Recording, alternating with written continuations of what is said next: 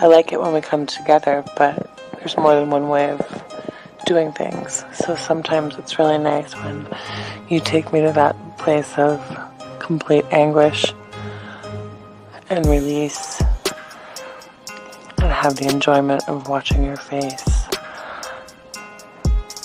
as you let it go all over me. When are you coming over?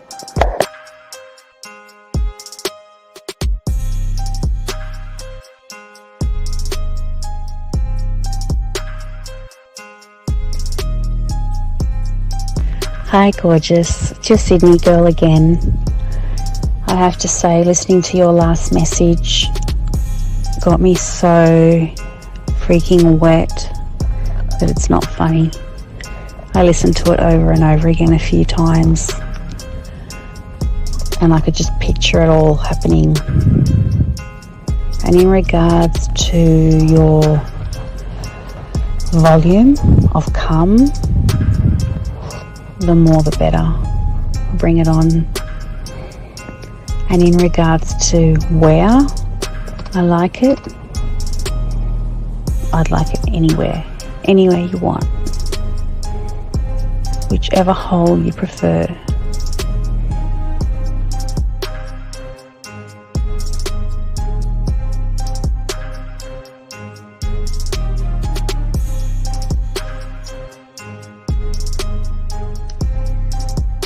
When I see you, I'm going to kiss your face. I'm going to put my arms around you. I might even jump up and straddle you.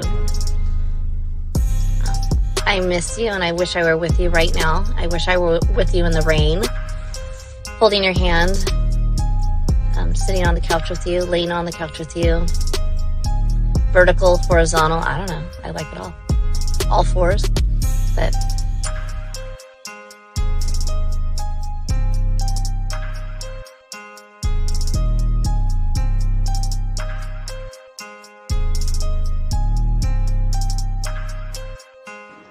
I mean, I can't really control it.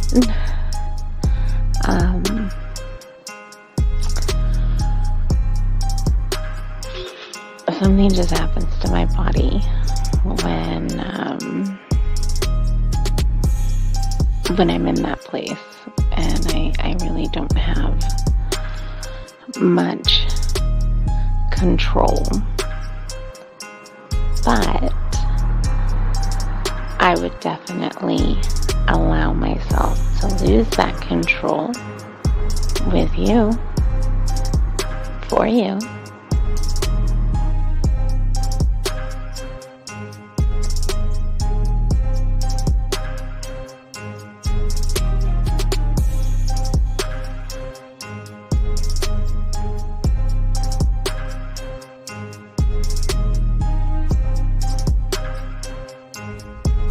Good morning. This is your friend. No. This is your lover. And my day is starting. And I can hardly wait until we can be together again.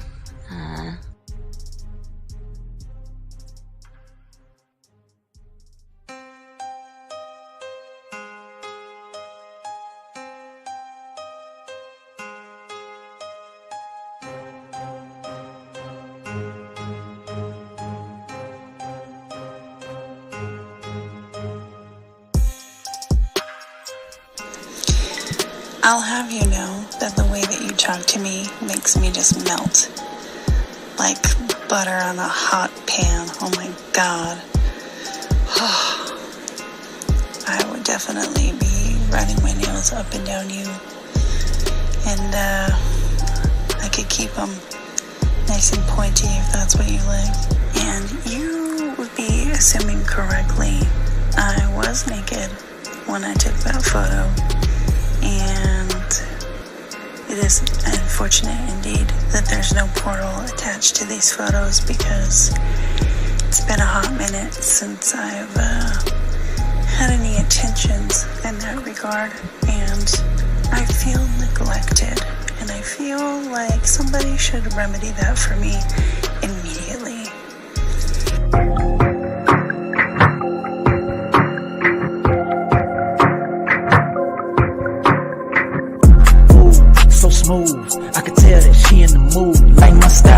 attitude, how I rock and the way I groove, yeah. That's right, talking dirty in the late night. Told her, let's make it happen. Call up Steve the Dean Williams, NK Zaggin'. Yeah, that's for all my gentlemen. You see baddies, I know you feeling them. We got the skills, show you how to seal the deal. And we gonna keep it real, let's go. Whoa. You got a stagecoach to catch or something, huh? Slow the fuck up. Too cool, way too smooth. Show you how to get the girl to the bedroom.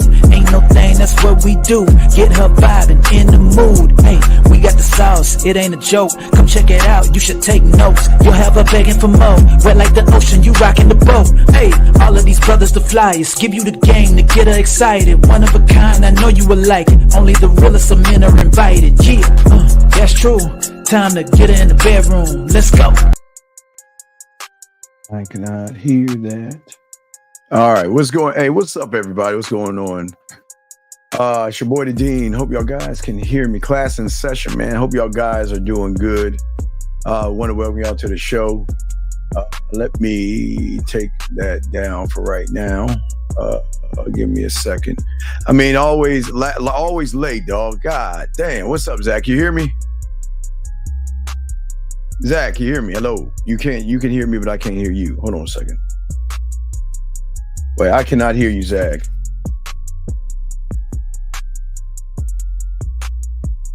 Okay, wait. Maybe it's you. It's not you. It might be me. I don't know why I can't hear you. Let's see here. Hold on, Zach. 2 seconds. Yeah, I can't hear you. Hold on. Check. That's good. Hold on, Zach. Hold on. There we go. No, I can't hear you. Okay. Check. No, check. All right, Zach. Let's try something. Hold on a second. Hey, Zach, say something. Can you hear me? Okay, still can't hear you. Hold on a second. Fuck. Zach, say something. Yo. Nah, I still cannot hear you. I cannot hear you at all. Hear me now. Let's see here. Hear me now. I wait, Zach, but you can hear me? Yeah, I can hear you. You can hear me, but I can't hear you. 1 second. Yo. Main. Okay, they can hear both of us, but I can't hear you. That's the fucking problem. I'll chat. Let me try this. All right, Zach, say something. Yeah. All right, so you hear me now? I can hear you. All right, so we good now. Okay. All right. Shit. All right, we up, dog. How you doing? What's going on with you, Zach? How you doing, man? Yeah, chilling, fam. Chilling. Feeling good today. It was a nice. So we had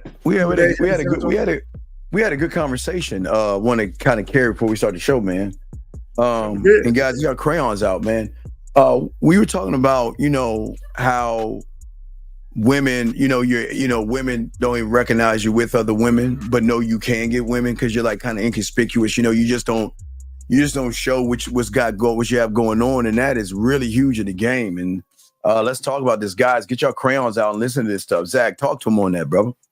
Yeah. So, I was having a conversation with Steve about that very fact. About sometimes. Oh yeah. There will be women who see you. They see you, and you're on their radar. You know what I'm saying? There's interest there, genuine interest, mind you. That's very, very important to state that. Yes, sir. And one of the things that for anyone that's floating around San Antonio, you're not going to see a bunch of women around me. Okay, it doesn't mean that I don't be around women. You're just not going to see a bunch of women around me. You know what I'm saying? And what I mean by that is, sometimes when women see me, and they see me frequently, they're like, "You're always by yourself." Yeah, you're always by yourself. Zach, you have a girlfriend because you're always by yourself. Dog, that what made me laugh about that is because I used to get that a lot as well. It's like, you know what? I mean, I know you're that guy, right? But I never see you with women. Yeah, I always see, like, when you move, you always like moving by yourself, And I guess once they start fucking with us, they understand that, we like to keep things on the back end. You know, that's the thing about they the see game. why. They see he very they understand why. Right. Because I think a lot of people don't understand is that we let's turn the music off, but I think a lot of guys don't understand is that we always want to give women we don't ever want to make a woman feel like she's boxed in, you know what I mean, Zag? Like she you know, she's looking for her Mr. Right, you know what I mean, Zag? And a lot of women are looking for their Mr. Right, but in the meantime, they still like to have fun as well. We have a question right here. He said, is sarcasm perceived as passive aggression? Well, what is the sarcasm in? See, okay, Bank, here's the thing. It's a good question, sir, but here's the thing, Bank. This is very important to understand. Just because it might be funny to you, everybody else might not perceive it the same way. So if you are being sarcastic to a woman that's not interested in you, she's going to take it the wrong way. But if you're being sarcastic to a woman that is interested in your, Bank, she's going to take it as flirtation.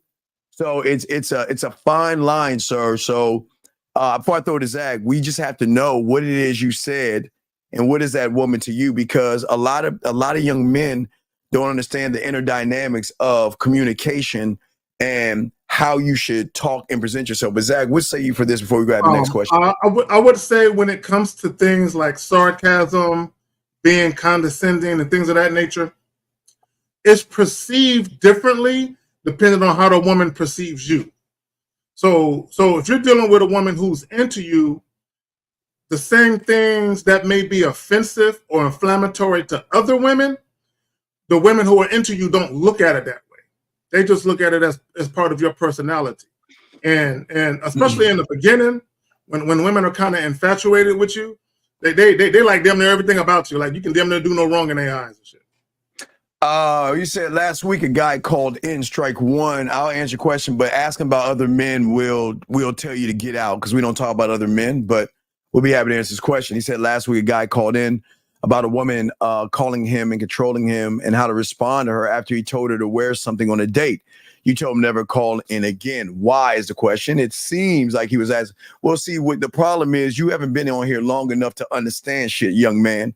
The thing is, the person that asked that question has been listening to us for way too long to ask that question. That's why we told him to go.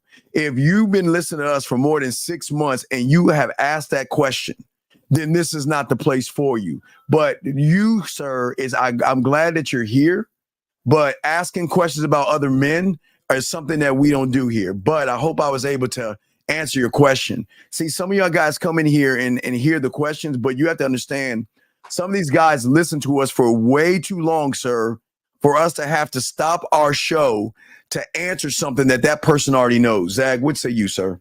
You know, back when I was in elementary school, they had the slow class.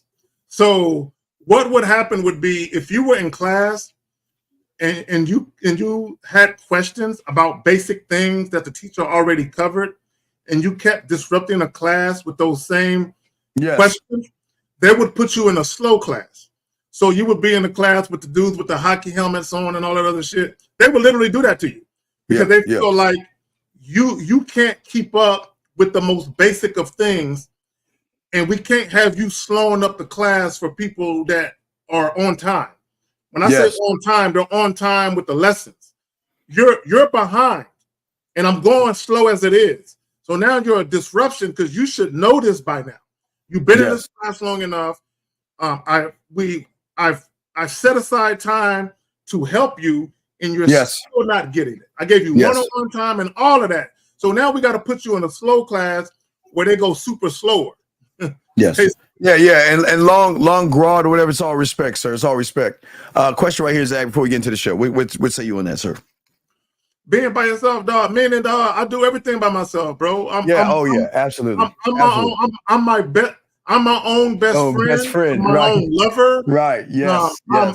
I'm my own side dude, bro. I'm everything, bro. You know what I'm saying? Because you're married to the game. I'm married to the game, so I do everything, bro.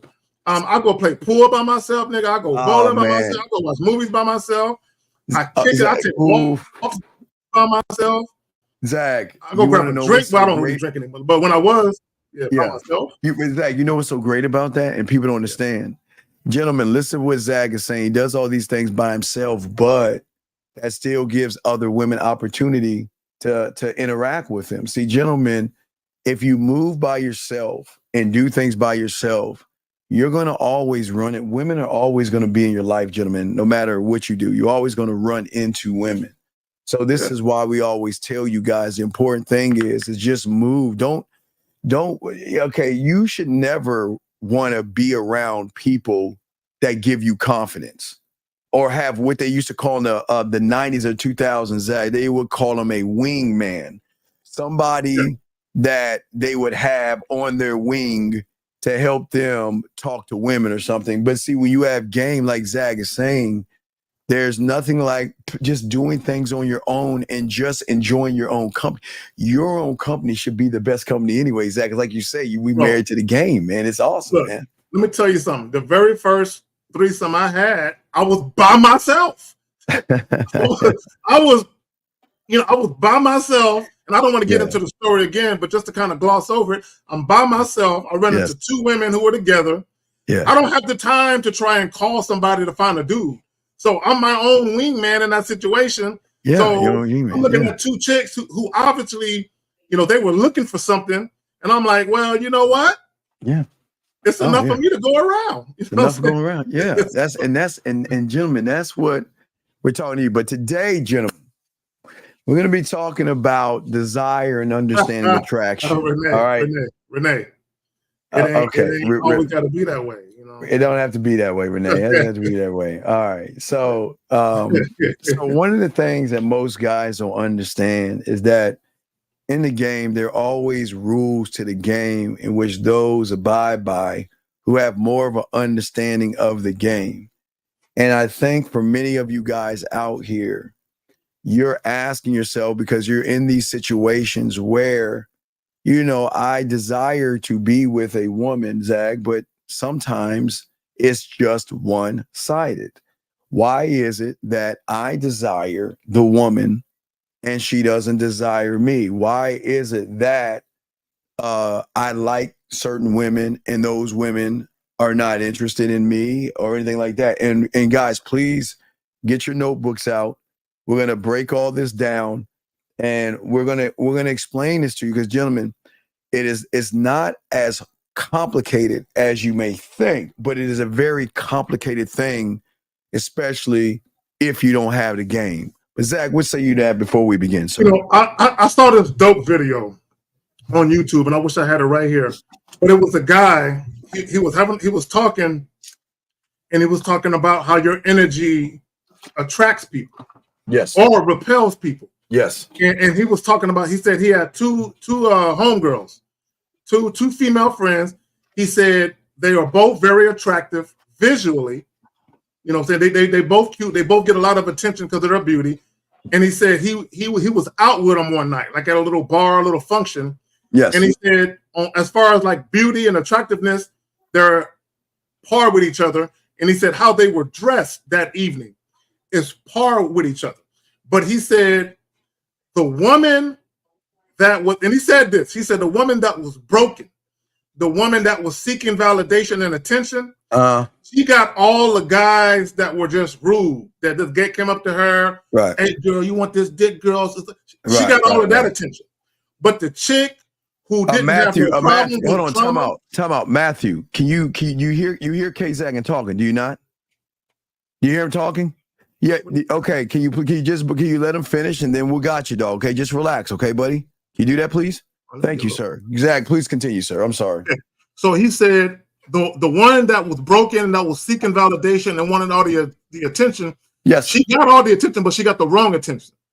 Then the chick who didn't have no trauma was healed. The guys knew not to come at her with that nonsense. All right. So you know what I'm saying? And they could kind of tell your energy kind of gives it away how people deal with you is what he was trying to say. Okay, Matthew, what's going on, buddy? How can we help you, man?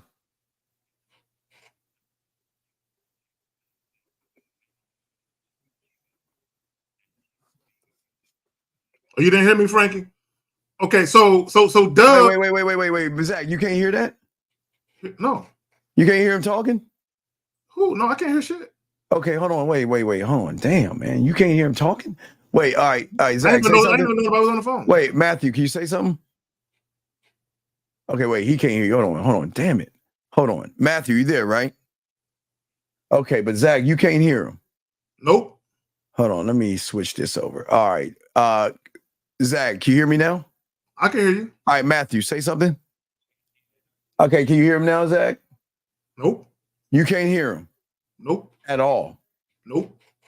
It's like we all can hear June said he can't hear him. No, nobody else can hear him either. All right, let me try right here. All right, Zach, can you hear me? I can hear you. All right, Matthew, say something. Okay, we cannot hear Matthew now. Fuck. Yeah, all right, hold on. Wait, so Zach can't hear Matthew. Matthew is there. Hold on 1 second. Hold on. Wait, yeah, no, nobody. Can the chat room hear Matthew? I thought we fixed it. Yeah. All right, hold on, Matthew. Can you hear us, Matthew? Okay, wait. We're trying to make sure Zach can hear you, though. I think Zach cannot hear you. No, I can't hear him. Okay, wait. Try this. Wait. Hold on, Zach. Can you hear Matthew now? Say something, Matthew. You cannot hear him? No. Yeah. All right. I can hear him. All right. I'll get his question and answer it, Zach. I don't know if the hold on a second. I don't know if the room can even hear him. What in the No, fuck? they can't hear me. Nobody can hear him. Nobody can hear him. No. It's like I can hear Matthew, but nobody can hear him. Wait, make sure. You don't hear him either. Frankie Shy said. All right, wait. Let me try this. Hold on, Matthew. All right, try it now. Matthew, say something. Still no Zach? Okay, hold on. No, I can't hear him there. Wait a second. No. Roadcaster input. Let me try right there. Matthew, say something. Zach, no? Nope. Still no. Nope. What in the fuck? You got to make sure your audio and just ask your question, and what I'll do is I'll just answer it for Zach. But Zach, you can't hear me right now, right? I can hear you, but not him. Oh wait, you say now I can't hear you. Fuck. See, this is what happened. I let something touch. We had a roll in. Zach, say something. I can hear you. Can you hear me? Okay, Matthew, you can't hear again, right? So yeah, I'm sorry, Matthew. Okay, but you can't hear Zach. Zach can't hear you. But what's the question that you have? And I'll answer it. We'll throw you back in, and I'll answer. But what's the question you have? And then Zach. But you can hear Zach though, can't you, Matthew? Okay, he's not. Okay. No. All right, but what's your question, Matthew?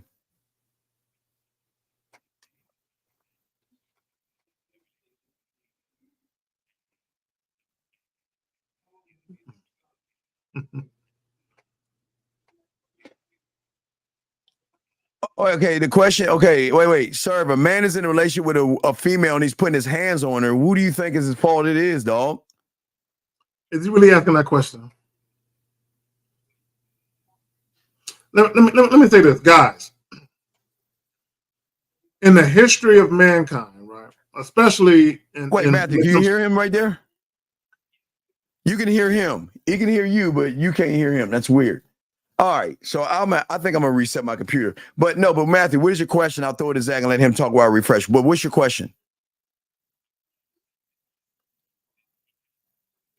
Dog, a man should not be emotional when it comes to a woman, dog. What you mean control his emotions? That's a feminine, emotional bitch, dog. It's not even about controlling your emotions. It's about controlling emotions. If the woman isn't behaving, he's thinking of it from the emotional aspect. All right, wait, hold on, man. Hey, call back in. So let me refer. I'm gonna reset my line and stuff like that. Zach, go ahead and talk. I'll be right back. All right, cool. I'm gonna reset and call and come back. I'm gonna just reset real quick. Just sync everything. Cool. All right.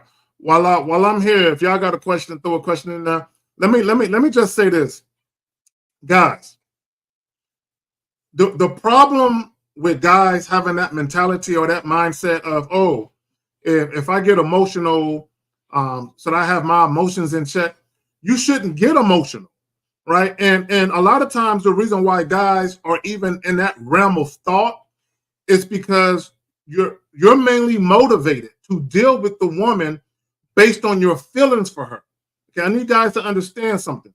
When you're mainly motivated to deal with women because of your feelings, what happens is when they say and or do something, it bothers you more. It irritates you more. See, women for the most part, okay, women for the, he got me all up. Women for the most part, right, when they deal with men, they are more governed. It doesn't mean that women don't have the capacity to be pragmatic or practical, but women more so than men, typically speaking, are more governed by their feelings and emotions than we are. So if you have a woman and you have a man who are both mainly motivated to deal with each other because of their feelings, it's going to be like this. Somebody in the relationship has to be more logical than the other person. Somebody in a relationship has to be more pragmatic. That's where order and leadership and structure comes in. Zach, Zach, you hear me? I can hear you. You hear this? You didn't hear that? Okay. All right. So I got to go into the settings of the, okay. I think I know what I did wrong. I didn't hit this. You need some time to take care of it, or are we good? What you want to do this one thing. Hold on. Let me try this real quick. All right. Let me try this one. Let me know if you hear this. You hear it now. Let me see. Do it again. You couldn't hear that? Okay. No. All right. 1 second. I got to add all these different things. Wait, let me go to main chat stereo. All right, Zach, you can hear me though, right? I can hear you. Did you put them on both settings? The same settings? The mic and you can hear that, right? No. Hold on. Okay. No. Okay, you can hear that. All right. Nope. Hold on. Let me try two more things. Hold on. Yeah, let me say this. All right, go. Well, now, guys, you should never be in a position where you want to hit your woman, where you want to you should never really be in that position where you're fighting to keep from harming her. Either one or two things are going on. Either you're with the wrong woman or something's wrong with you. Something's wrong with the way that you think. So even if you got with a new woman, you'll have the same mentality. You should never feel that way. Once the woman starts being disrespectful, where you find yourself constantly checking her over and over again, what she's telling you is she ain't the one for you. You know, as a matter of fact, I'm glad, you know what, I heard this dope quote. I heard it last night, and I want guys to pay attention to this quote. Jaylen Brown from the Boston Celtics, after they swept the Pacers, he was talking to the people, the sports commentators or whoever the fuck, and he was talking about his game, how he was playing like shit at first, but he let the game come to him later on. And then he said this quote. He said, "The game will tell you what to do." He said, "The game will tell you what to do." Now, he's talking about basketball. He's talking about the game of basketball and understanding the nuances and the ebbs and flows of basketball. So he said, the game will tell you what to do. So when we talk about game as far as like your strategy, your knowledge, your wisdom, your experience of life, the game will tell you what to do. So if I'm dealing with a woman and she behaves in a certain way, the game will tell me what to do. It's like having a rule book, right? That's not written. It's not a rule. It's the unwritten laws of game. It's not written down anywhere. It's all here, right? So the game will tell you what to do. So if the woman is behaving in such a way, the game will tell you, cut bait, leave her alone. You shouldn't have to. There are certain things in life, guys, you don't need advice on. You should just know what to do. All right, well, Zach, you can hear me though, right? They can all hear us. Oh, okay, well, and you couldn't hear the music playing in the background for that. So we'll just roll like this. I do not know what's happening.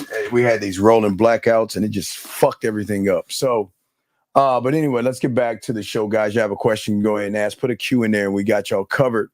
So as we were saying, Zach, when it came to the science behind building desire, what we want you guys to do is we want y'all guys to get your notes out and everything so y'all can write some of this down. So y'all, and again, it's a simple playbook that we have for many of you guys out there to soak up this information. And if you have a question, please put a Q Hopefully the lines work better. I don't know. Like I said, we had a rolling blackouts, like everything like reset.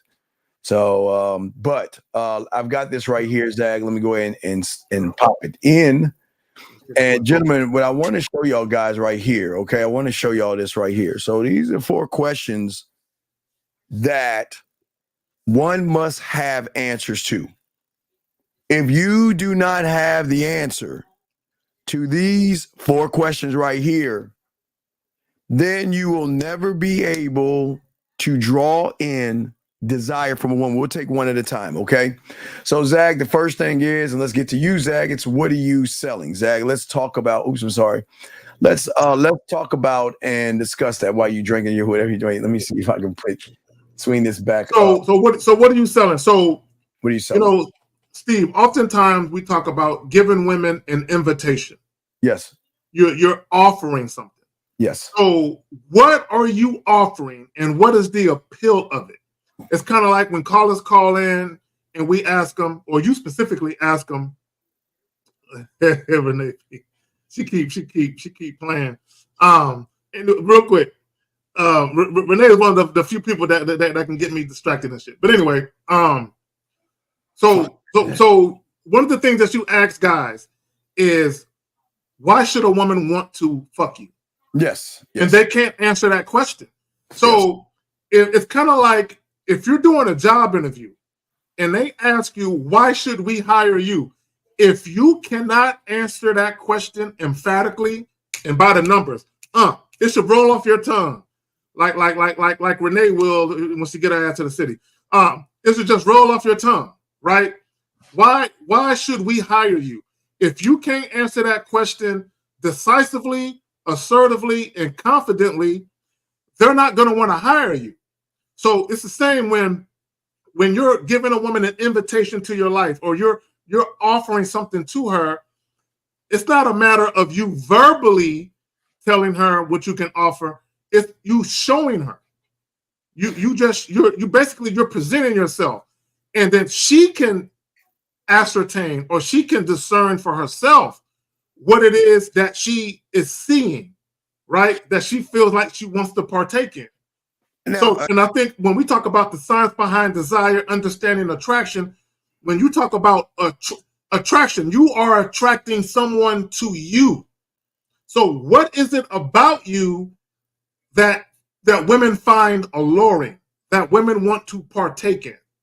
Yeah, a lot of guys are so busy trying to get the sale, so to speak, or trying to get the woman. That's the greatest thing. They're trying to find a common something to sell themselves, but they don't even have anything worth buying.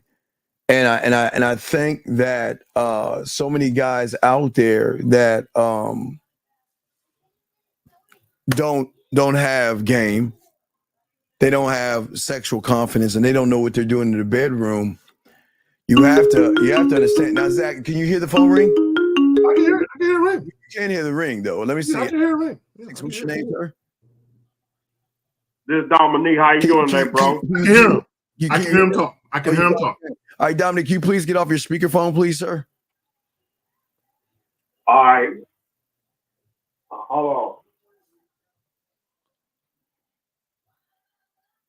Okay. It sounds a little bad. How can we help? What's your question, buddy?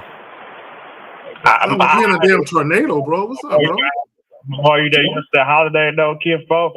Okay, we can't do that, dog. We ain't your kinfolk. All right, let's go. Anyway, so now you can hear everything. The lines are fine. Yeah, so, we're good. We straight. We in business. What we say to a lot of you guys out here to understand that, and this is a huge question that so many young men, if you cannot answer this, there's no reason that you can demand or get mad at a woman not being interested in you, wanting to be your friend, and not trying to do it. But it's because most of you guys don't understand the dynamics of desire or attraction. The desire and the attraction comes from she has something she's looking for, and you're the guy to give it to her. But the biggest mistake that they have, Zag, is that y'all think that women are looking for something to be penetrated inside of her, and they're not. They're not looking for that. That is not what they're desiring. They're desiring some kind of a connection with you. An experience. Not what that connects with an experience, right? Yeah. And if one cannot do any of those things, just because you desire to get inside of her doesn't mean she doesn't, because she's saying to herself, why you? Why you and not the other thousands of other guys that want to do the same thing you want to do? And this is what we're trying to tell you guys. A lot of you guys, y'all are not doing anything. Exactly. They're not doing anything. They're not moving anyway. They're not building anything for themselves or creating anything for themselves to say that, you know what, I'm that guy. Zach, what say you on that before we continue? Well, it's kind of like, you know, they used to always say back in the day when dudes used to sell these hard drugs like heroin or crack. Yes. That the dope just sells itself. Yes, it does. You ain't got to convince people to buy it. It just sells itself. Yes. So I'm like, you know what I'm doing? I'm on the block. And I'm slanging sexual attraction. That's what I'm doing. I'm slanging sexual attraction, right? So when we talk about dope sell itself, sex appeal sells itself. Oh yeah. Sexual attraction sells itself. Yes. So if you understand, if you're in tune with your identity as a man, and you understand this, and you understand how to express your sexuality while speaking to a woman's sexuality, it sells itself. See, the guys that have problems or the guys that try to get on the block and slang and get their shit stolen, right? So what I mean by that is, if you don't have sex appeal, if you're not alluring in that manner, then what do you got to do? You gotta offer to buy her shit. Well, you gotta offer to pay for some shit. Right, and again, gentlemen, you've got to look at what it is.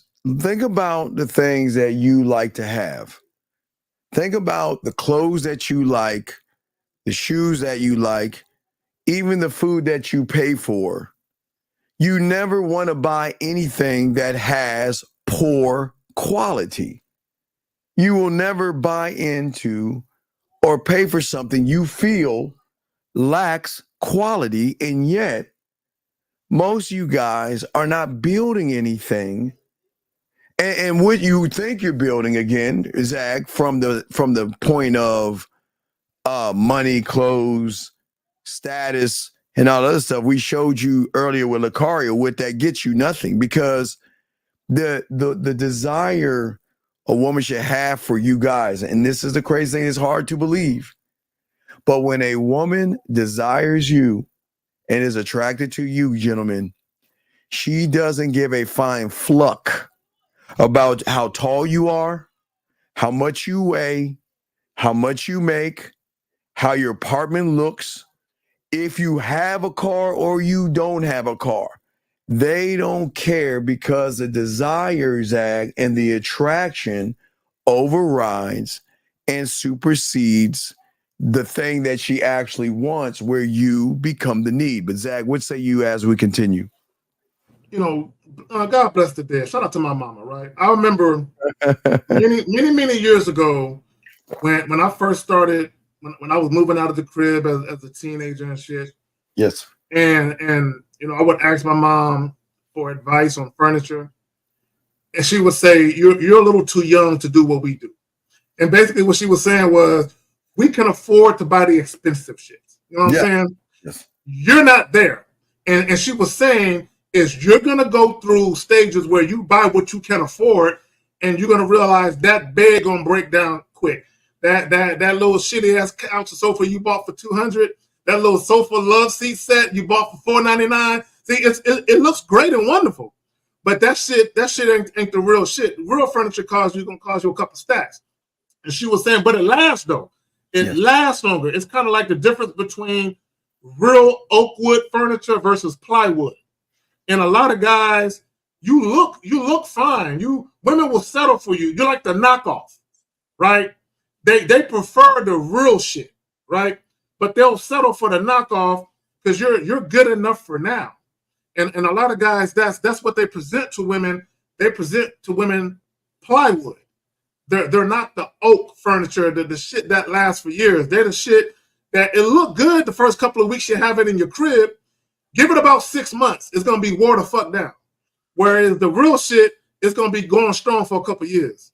Right. And gentlemen, these are, again, gentlemen, we're not trying to knock you, but we're answering the $1 million question that most guys always ask. Why do I end up in the friend zone? Why do they not talk to me? Why don't they message me? Why don't they cook for me? And why don't they show me interest, gentlemen? And these are the things that you have to, these are the things, this is going to show you why. Because if you don't know what you have to sell, gentlemen, what is, as far as offering, you have to sell. Okay, what is, see, Disney, Walt Disney, they sell an experience. You know, come to the, when you wish upon, whatever the fuck that bullshit, where you go to Disney and you see children because they sell an experience to make you feel connected to whatever. There's an excitement. There's an anticipation. Like, I can't wait to do this. It's all these things. And if you don't have that, can't build it, or don't know how, you cannot get mad or upset when a woman does not want or find you interesting. Number two, will it create sexual influence? Whatever. Now, okay. Now, if you know what you're selling, the next question is will it create, Zag, sexual influence? What now, gentlemen, this is huge. Gentlemen, again, influence, when the desire and attraction connect, Zag, that means that you have influence over that woman that says, now I'm not saying she does, hey, screw my husband, screw my boyfriend, forget about all the guys I'm dating, the guy I just met, the guy I'm my fiance, whatever. They're going to see influence is a very powerful thing that's connected to what it is you're selling. But Zach, what say you on that, brother? And it goes back to the experience. Sometimes when you want to, let me just say this about sexual attraction real quick. Okay, and I want guys to understand this. Sexual attraction is biological, right? There is nothing pragmatic, practical, or logical about sexual attraction at all.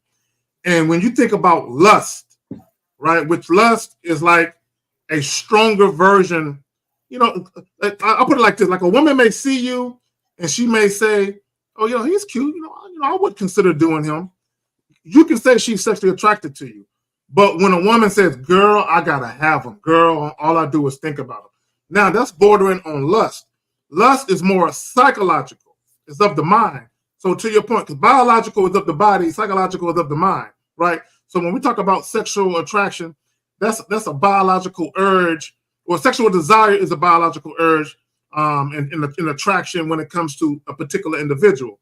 But when we talk about sexual influence, it's to the point where that woman is influenced by the experience of you. Even just a conversation is an experience. So she's heavily influenced by the experience and the thought of what it would be like to go down that road with you. Absolutely. And guys, you have a question, please put a Q. Y'all can call in. Lines are up and working now. So if the other gentleman wanted to call in, or maybe I'll call him back. As a matter of fact, let me see. Maybe if he's still there, I'll call him, because he asked a very good question. And Matthew, hopefully you can answer your phone. We'll call you back. And because I know you had a question, we couldn't finish it all, the dialogue. So let me see if he's going to answer his phone. But if not, I don't know if he's gonna answer his phone, but he can always call back. Hopefully he'll see that we're calling him, so he can call back. So okay, wait, Matthew. Hello? Matthew, you there, buddy? Yeah. Okay, I'm sorry. Now, what was your question that you were asking, sir? I'm sorry, our phones were messed up at the time. So you were asking about is it his fault for hitting a woman that he's married to? No, not. I think I'm phrasing the question wrong. But what I wanted to know is, the woman will say, I mean, people will tell the woman you should be out of that relationship. You should leave the man. Yes. And they'll say, you know, but then I heard you guys say it's the man who should have never been in that situation to begin with. Yeah. What's your question? What's your question? Yeah, I was just seeking clarification. Okay. Like, so he should not have been in that situation because of his emotions and the way he reacts. Okay. So Matthew, this is what you need to understand. Check this out. Abuse doesn't happen when the abuse happens. Okay. Yeah. Abuse happens the moment a woman realizes you don't have a standard and that you'll do anything to please a woman. Okay. Yeah. And this is again, when y'all first meet women, the moment you're telling her how beautiful she looks, you already have said, you can already walk all over me. I'm a rug. Because she recognizes the difference between a man will never tell a woman she's beautiful. She's got to earn that. But you guys, y'all automatically, your language. Steve, Zach, I met a beautiful woman. Zach, I met this fine woman. Do you see how your language exposes you? Where you're saying that I'm not good enough. She's better than me. And I'm not saying it's right for her to put her hands on you, but you're giving her an open invitation to do whatever you want to me. And I'm never going to defend myself because I need you more than you need me. Does that make any sense, sir? Yeah. And you understand. Wait. Real quick. What are we talking about? A man putting his hands on a woman or the other way around? Well, I was talking about the woman dogging that guy and putting his hands on her. But are you talking about a guy hitting a woman? I have no clue what y'all talking about. Right. So are you talking about a guy hitting a woman or a woman hitting a man, sir? A guy hitting a woman. Yeah, a guy hitting a woman has emotional... Not even physical, but also emotional wise, and then the woman is all in this whole state of... Well, it's physical. If he putting his hands on her, it's emotional and physical. Both. Yeah. It's both. Yeah, you can't physically accost somebody and say it's not physical. But it starts off, like, real quick, Colin, I'll give you a story. A real quick story. Real quick shout out to Renee P with the 5. Carrie, I love the way your mouth move and the way you drink your water. That should be playing. So call a real quick story. So I had an ex-girlfriend, and we super cool, right? And she shared shit with me about the different guys she was dating, right? And she was seeing this one guy. And she was telling me a story about how he got mad. And this is before she got into a relationship with him. They were kind of just dating, if you will. And he got mad at something, and he pulled like the cable box out of the wall. You know what I'm saying? The little fucking cable. He yanked that shit out of the wall. And she told me about that. And I said, you need to stop. I said, you need to leave him alone. I said, today it's the cable box. Tomorrow it's your face. Right? And she kept dealing with this dude. And because at first she was like, I think you're right. I don't know why I'm dealing with this dude. But she was, she got caught up, right? And before you know it, she in a relationship with him. And this guy is a full-fledged abuser, going upside her head and some more shit. I mean, he was a dangerous dude. But it all started that normally any type of abuse, it starts off small. It starts off with maybe people calling you out your name, throwing of things, people like maybe guys punching holes in walls and shit like that. It usually starts off like that, and then it escalates, and it usually happens because the individual is very possessive, very, very territorial, and that individual themselves, they got issues, like they got maybe low self-esteem issues, insecurity issues. They have what's the word I'm looking for? Abandonment issues where they're always afraid that people are going to leave them and shit like that. So they've resorted to the extremes of trying to keep people in their lives. You know what I'm saying? Okay, caller. So does that make any sense? Was he able to answer your question? It makes sense. Okay, do you have any other questions, sir? No. I'll go back in case I get thank you, sir. We appreciate the call. You so much. Thank you. All right, thank you. All right, lines are open, guys. Got a question. All right, let's continue what we were saying, Doug, about the influence. Gentlemen, Again, but and let me grab the clip real quick, Zag, to show you guys what it's like when you're not the guy. Here we go, Zag. Is that your boyfriend? No, it's not. Who is it? I don't know. Someone that just I came don't up know and who asked this me. is either. He just came and asked me for my Instagram. Nah, I didn't ask her for Did you give it to bro. him? Are you gonna respond to him back? No. Bro, don't even waste your time. She ain't gonna Nah, respond nah, to nah. you. Look, watch. Hey, if the bitch don't fuck with you, You don't follow her, bro. she missing out on her blessing. Not really. See, I just want y'all to, dude, he was salty, right? Number one, he was attracted to her. He was feeling her. He stepped to her. But then when he was asked about his attraction for her, he tried to downplay it. Nah, I ain't really feeling her. But sure enough, he asked for her Instagram. And then when the young lady was like, if he try to hit you up on Instagram and you're gonna holler back, she was like, no. Then he got salty in his feelings, and then he started throwing the word bitch around. You know, he can't worry about these bitches. And what he's trying to do is play it cool like he don't care, but his ego was bruised and all that other shit. And she didn't do anything wrong. She was just chilling, but he didn't know how to just chill and actually be the type of guy that women actually want to get at. He's trying to force fit the situation, and when it didn't work to his favor, you saw how he responded or reacted. But Steve, can you play that back one more time?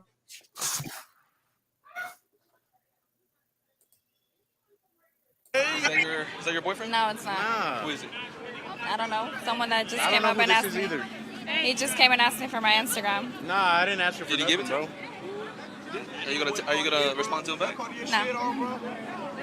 Bro, don't even waste your time. She ain't gonna Nah, respond nah, to nah. you. Look, watch. Hey, if the bitch don't fuck with you, You don't follow her, bro. she missing out on her blessing. Not really. Okay. Now, she did give him the Instagram. Okay, now peep game. She gave him the Instagram. But he's trying to act like he ain't trying to holler.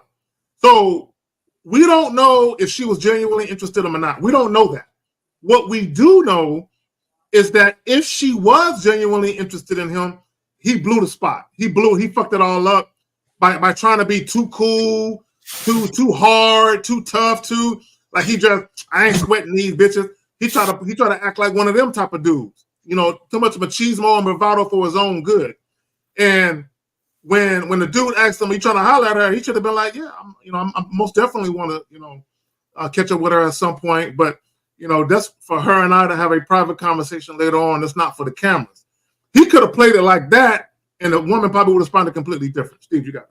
Well, and guys, you got a question, please put a Q or call in. We got you. But again, it goes back to the guy. Here's a question, number 1 and 2. You can see, and it is right in your face, gentlemen. What is he selling? And he's not selling anything. So if you're not selling yourself to the woman, then you will never have the influence on the woman, because if there was influence, her face would have changed, Zach. She would have been smiling. She would have been interacting with him, and she would have moved forward. So, gentlemen, just remember, we're giving you all a simple blueprint. Nobody is giving you this blueprint because a lot of y'all guys always scratch your head why I'm not getting and why I'm not winning. And we're showing you right now this simple these are just 4 pieces. 4 pieces. But these are 4 important questions that if you don't have the answer to it, you're never going to win with women. Let's get to the next question right here. Number 3. Will it drive desire? Will that thing, Zag? And again, gentlemen, the thing we're saying about you.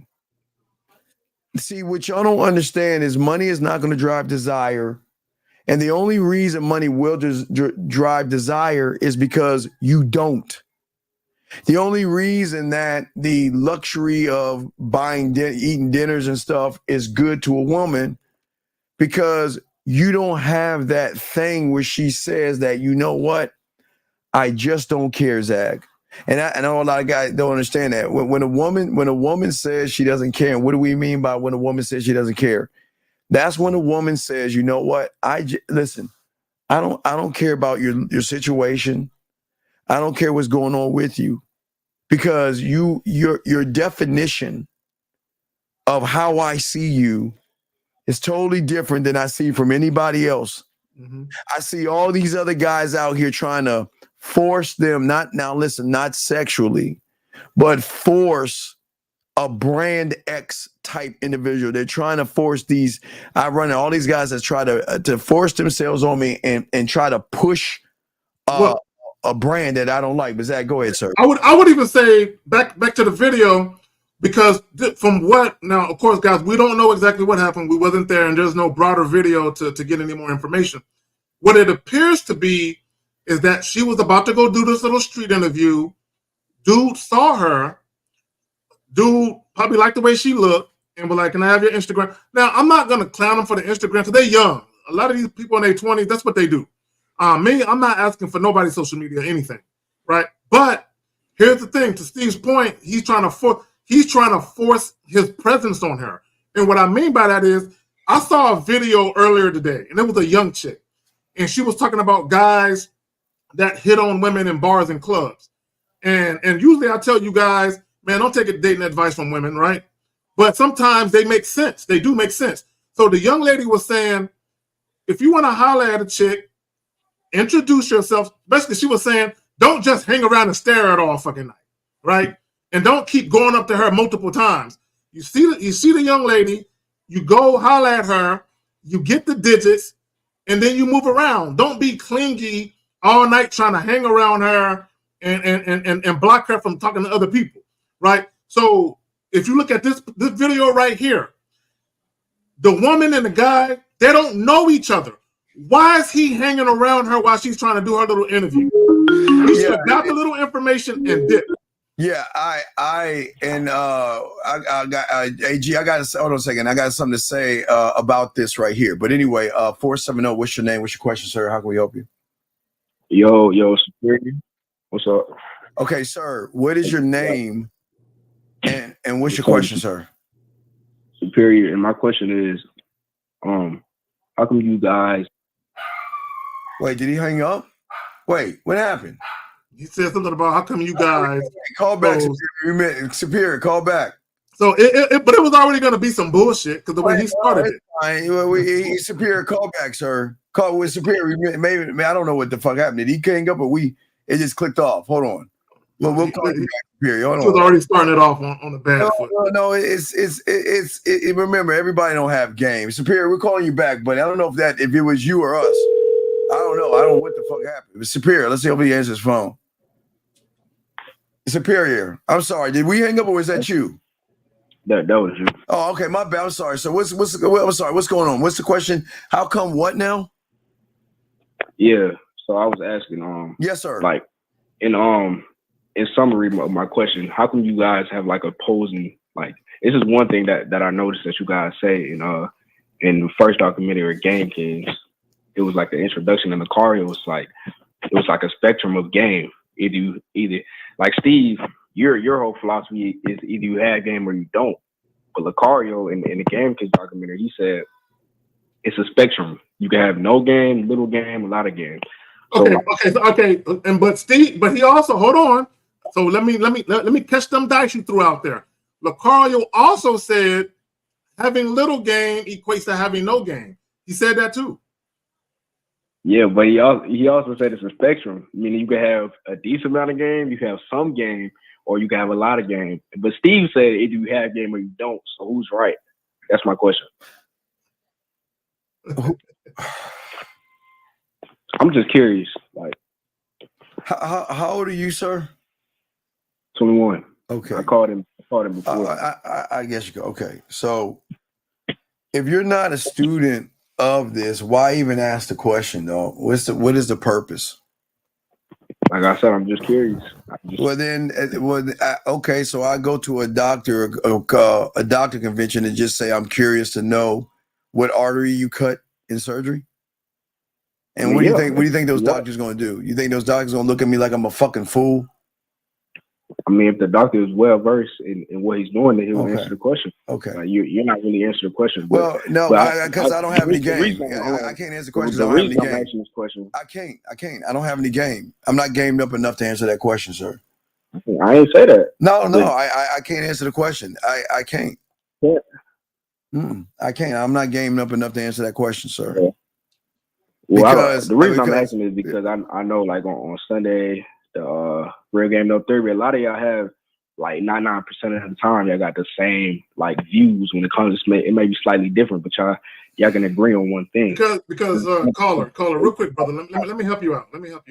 Okay, the reason have you ever heard the phrase or the term game recognized game? Yeah, of course. Okay, that's why the reason why we all gravitate to each other is for that very reason, right? The reason why because we've been doing this for a few years now. We haven't had no infighting. Like a lot of these other guys that try these little panels, they end up fighting and breaking up and making videos about each other. We haven't had none of that shit go on because, number one, we're all genuine guys. We're all authentic men. We all have a great deal of respect for each other. I recognize y'all game. Y'all definitely got game. But okay, no, but we don't know. But see, to question. See, let me explain what you're doing. This is why I'm not answering. See, you're not a student. You're questioning the master. You're questioning the master. Hold on. How am I supposed to learn? Wait. Who is your teacher? I'm not under any. So wait. Okay, so now, we'll go ahead and let you. Okay, so this is an irrelevant question, young man. Because if you're not under anybody, no Diddy, then this doesn't matter. Because you're on the outside looking in. So it doesn't matter. It doesn't matter, young man. Okay. I can't. Okay, sir. You can ask a question about yourself, but if you're on the outside looking in, you can't question a mentor and try to pin two people against each other, especially when you don't have an ounce of game whatsoever. Okay, caller. I got him. Okay, caller. Okay. I'll support him. I'll let him go. Continue. Let him go. Okay. All right, but let me say this to all guys. Guys, I want guys to understand something. And this is as simple as I can put it. I can't put it no simpler than this. There are guys out here who can't get no affection, no pussy, no relationship, nothing. They can't get nothing from a woman. They are invisible. Then there are guys out here, they can get sex, but women don't want to fuck with them beyond sex. So they have a great catch hand, but their keep hand is deplorable. But he doesn't have. Then you have other guys that, whether it's sex or relationships, they have it go their way. Boom, but the thing is, see, he's asking the wrong question. He's asking the wrong question. The right question would be the discussion that we're having today to why he's not getting any pussy or he's not doing good with women because he has nothing interesting to offer a woman and he has no influence on a woman. Eric Cole was anonymous. Anonymous, how can we help you, sir? What's your question? What's up? Put that. Yo, my name is Jay. Okay, Jay, can you get off of speakerphone, please? Because you sound far away, sir. Yes, sir. Can you hear me now? Okay, Jay, what's your question, sir? How can we help you, sir? What's up? I don't understand about this. Okay, wait. About what? Okay, we got to be specific. You say, I don't understand about this. What is this? Well, tell us what this is so we can get clarity because this is what something a lot of you young men don't have. Y'all just say things. So the clarity is this. Okay, what's the clarity? I'm talking about you old heads that's 57. Okay, well, sir, sir. New generation. Sir. Think y'all know stuff. Like, y'all don't know. Like, you're married. Okay, sir. How you going to tell me? Okay, sir. How old are you? I'm 23. Okay, you're 23 years old. Okay, so you're still wet behind the ears. So you're saying, wait, hold on, sir. You are wet behind. Yes, you are, nigga. Yes, you are. Yes, you are. So you're telling me because I'm married, you think I still can't pull women? Are you telling me that? Is that? I just want to make sure. Is that the statement that you're making? Because I'm 50, almost 53, Zach. That I don't. I'm saying I you're don't understand. 53, but you're trying to. I'm saying that you're 53, but you're trying to like compete with us youngins. Wait. Compete. There is no competition, little nigga. What are you talking about? Compete. Sir. Please tell me how I'm competing when I'm trying to help you, young man, to show you why you ain't shit in the bedroom. You don't have a mouthpiece and you're not gamed up. So how can I compete against you when I'm teaching you something that you don't even fucking know about? How am I? Okay, wait. I'll give you an example. Hold on, watch this. Okay, you think I'm competing with you and I'm giving you blueprints and answers. So you tell me, what is it about you what do you have to offer a woman, young one? First off, what is it that you have to offer a woman? Huh? Can I give an example? No, example of what? Okay, like when you was like earlier today when you was watching I Showed Speed, when you was watching Speed, that weak motherfucker. That bitch ass motherfucker. What about him? You was like, oh, look at him, ha ha. Yeah, ha ha. Wait. And I told you why, ha ha. Then wait. See, I failed a few more things. See, excuse me. I watched some more footage and I failed to mention not only did he fly the bitch in, he spent $100,000 to shut the mall down so she can go shopping. And then that dumb fucker then took her to a soccer game. Then he faked a robbery. And then he drove around. And then he bought her a fucking iPhone. And then when she told him, I don't want to kiss you, he kissed her without his permission. So what do you mean? I said, so you feel that me saying ha ha ha is not warranted? No, I get it. I'm saying that you're busy trying to like bully a youngin. Like, No, wait, sir, stop, sir. In the class I'm teaching right now, Steve, real quick, Steve. I don't think he got a father in his life because he wouldn't be answering these questions. If he I get it. I don't think he got a father in his life. Caller, what I'm saying to you, young man, listen. If I and Zach are teaching you the science behind desire and attraction, how are we being bullies if we're trying to game you weak motherfuckers like you up so you can stop being incels, you can stop being mad at women, you can stop blaming women and stop being a victim in this world saying, oh, dating is hard and you don't know our struggles. Why is it that you can't just shut your fucking ass up and listen and learn? But yet you feel like because you think we can't get young ones, dog? Is that what you think? I feel like y'all trying to like take the young ones from us. No. Sorry, young man.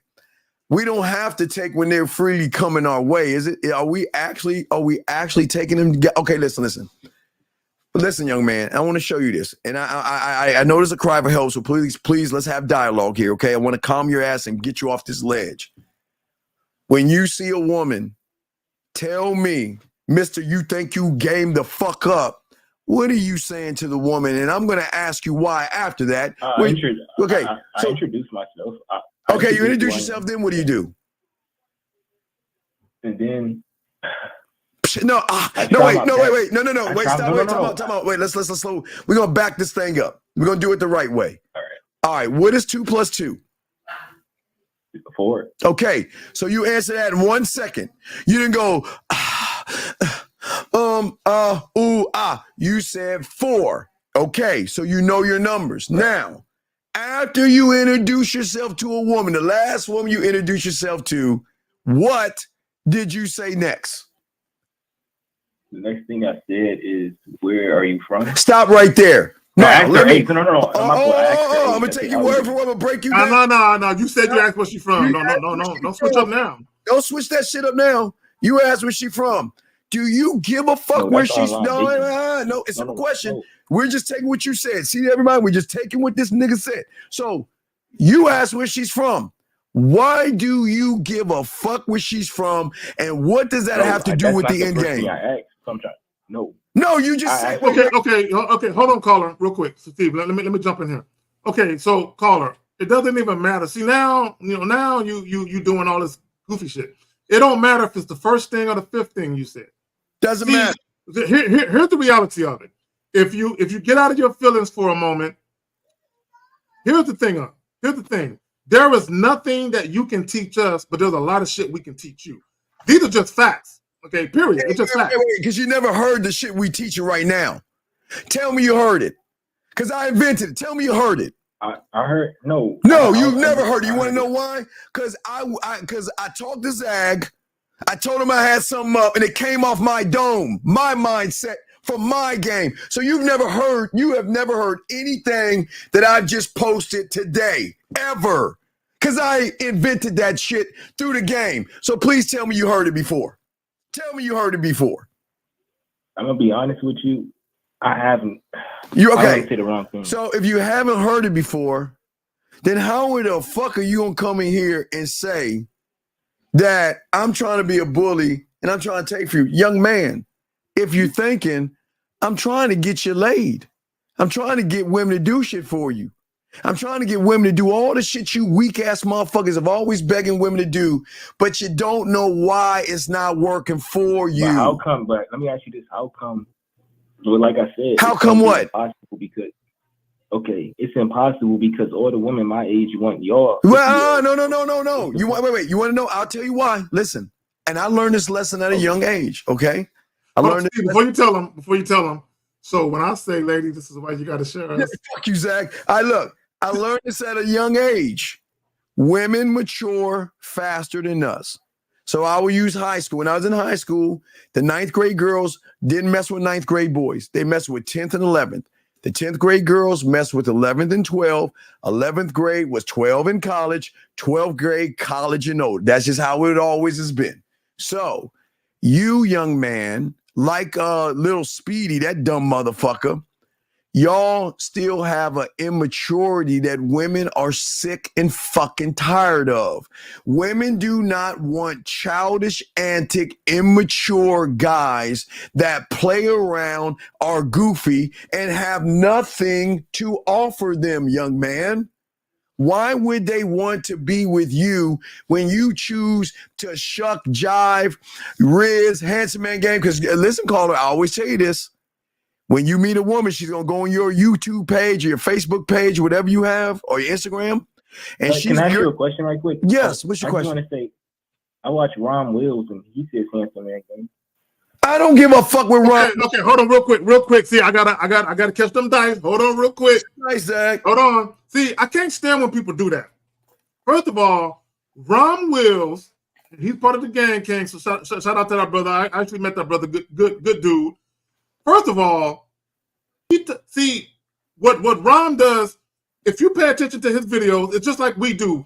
We say certain things in one video, but you got to watch another video to put it all. It's like puzzle pieces. You got to string it all together. Ron clearly says in his videos that being a good-looking man is not enough. You need to be a well-rounded man and have more to you than just your looks. When he talks about body game or handsome man game, he talks about it being strictly for bait. Yes, you want to look good, but once you get a woman's attention and she likes the way you look, what else do you got?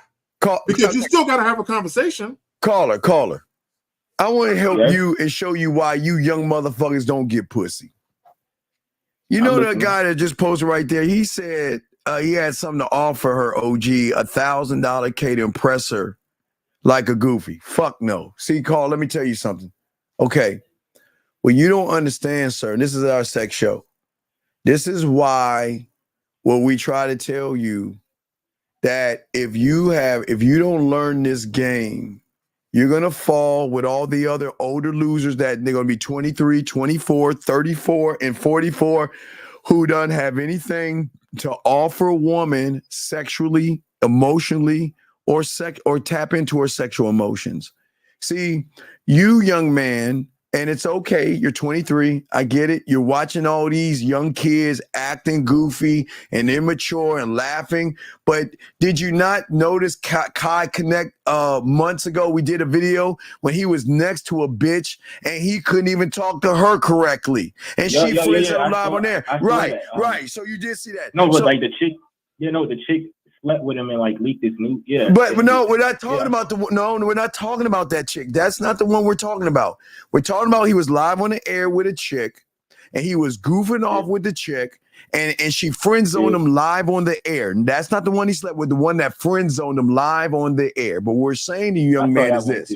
We're saying is this. I saw that one. Is that instead of trying to come at us like we're the enemy, what you should do, like a 9-year-old me did to my mentor, was shut the fuck up and stop challenging him and start listening to the information he's giving me that I can utilize to change my situation. But yet, you want to come on here and tell us we're taking what you have? Listen. We don't have to take. They just want men. That's it. And because you're not moving like a man, they don't want someone that has a tight pussy, young man.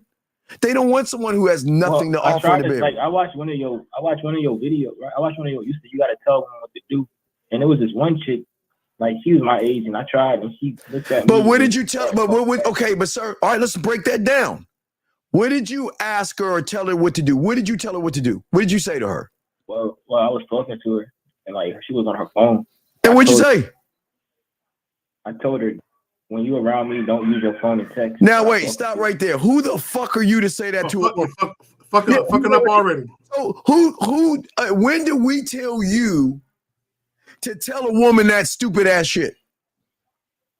I don't know. No, we've never said that. You don't. Wait. So you telling me? Did you know this woman? No. So you walked. Wait. Let me get this straight. You walked up to a complete stranger that you don't know. No, like me, I approached her like we was talking, but she was treating me like I wasn't really nothing.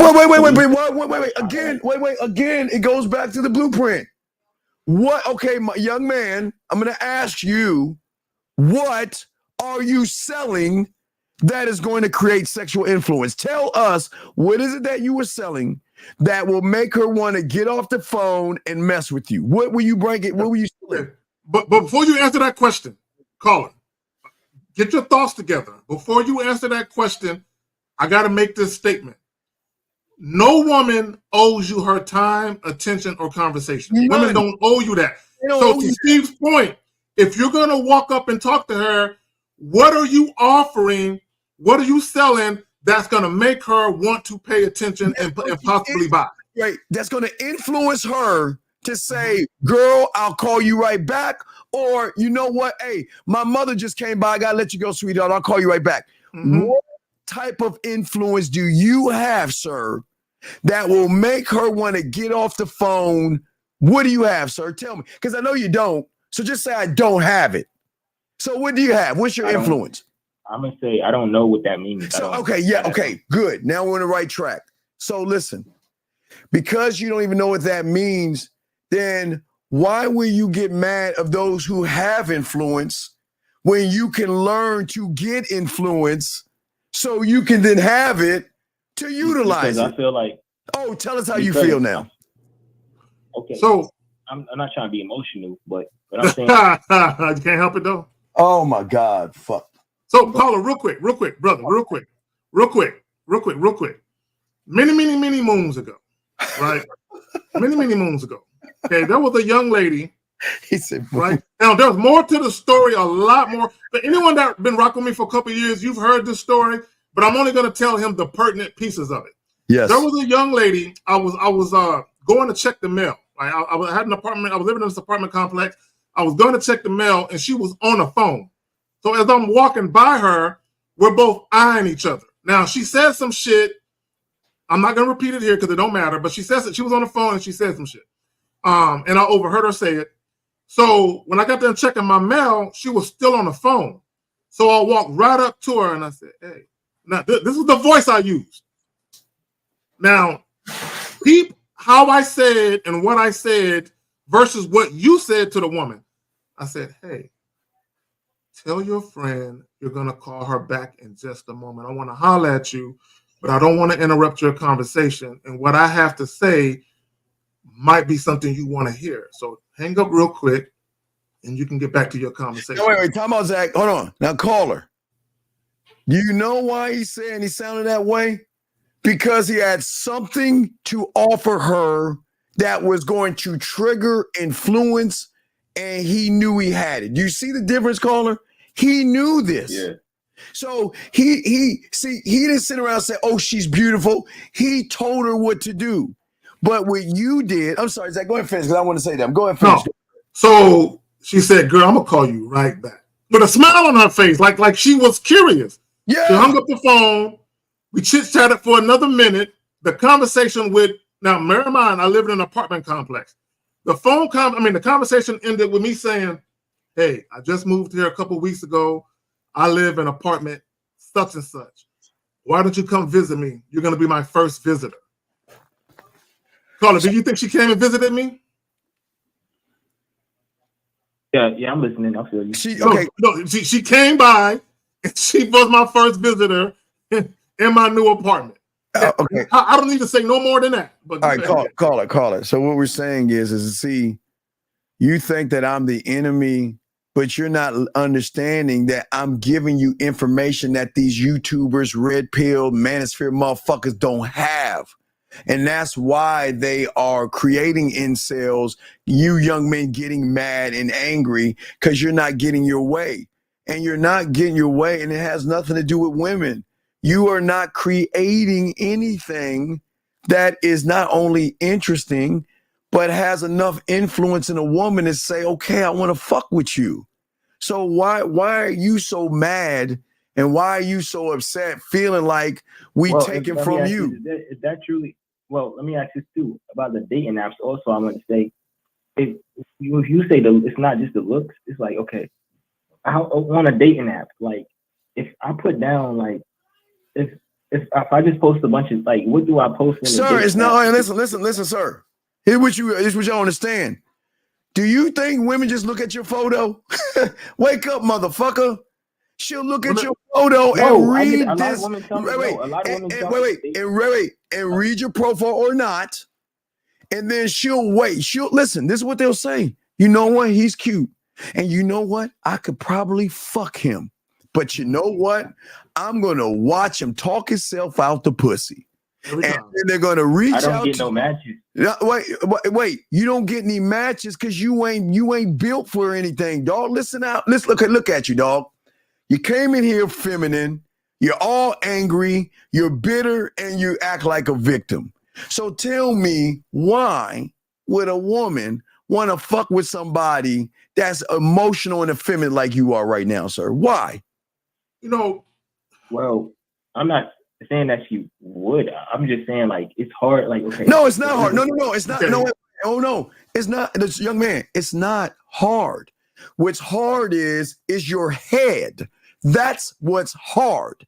Your head chooses to not listen and learn instead of judging and being angry. Because again, what Zag and I, before I throw to my dog Zag, are giving you, young man, we're giving you a simple blueprint to answer all of the mysteries of your fucking mind of why can't I get a woman? Why doesn't she like me? Why do I end up in the friend zone? And why does she ignore me? And we're trying to give you this on a silver fucking platter. Right. See, what bothers me, Steve, is he came in, I don't call it listen, because you might learn something if you do more listening than talking. He came in combative. Oh, y'all, man, why you old hats? Why y'all doing this? And now he's sitting here asking for advice. Yeah, you just need help. You could have came out the gate. Caller, if I see a bunch of guys that are making money, if I see a bunch of guys, fuck it, I'll use the real life example with the Real Game No Theory panel. Those guys, right? Those guys had an entrepreneurial spirit. Those guys, all those guys had their own businesses before I had mine. All of them. They were already making money and doing things outside of YouTube before I was. So I was just doing YouTube shit, working my fucking job and shit. Great paying job, great job and all that. But they were already on it. So when I came to YouTube, I was just talking shit on the internet. You know, I didn't come to YouTube trying to give dating advice to nobody, right? I just came talking shit. But when I started fucking with those dudes, Steve, L, and all of them, I started learning shit. So I would have private conversations with some of these gentlemen behind the scenes because I'm learning. Now, I could have been a hating ass dude.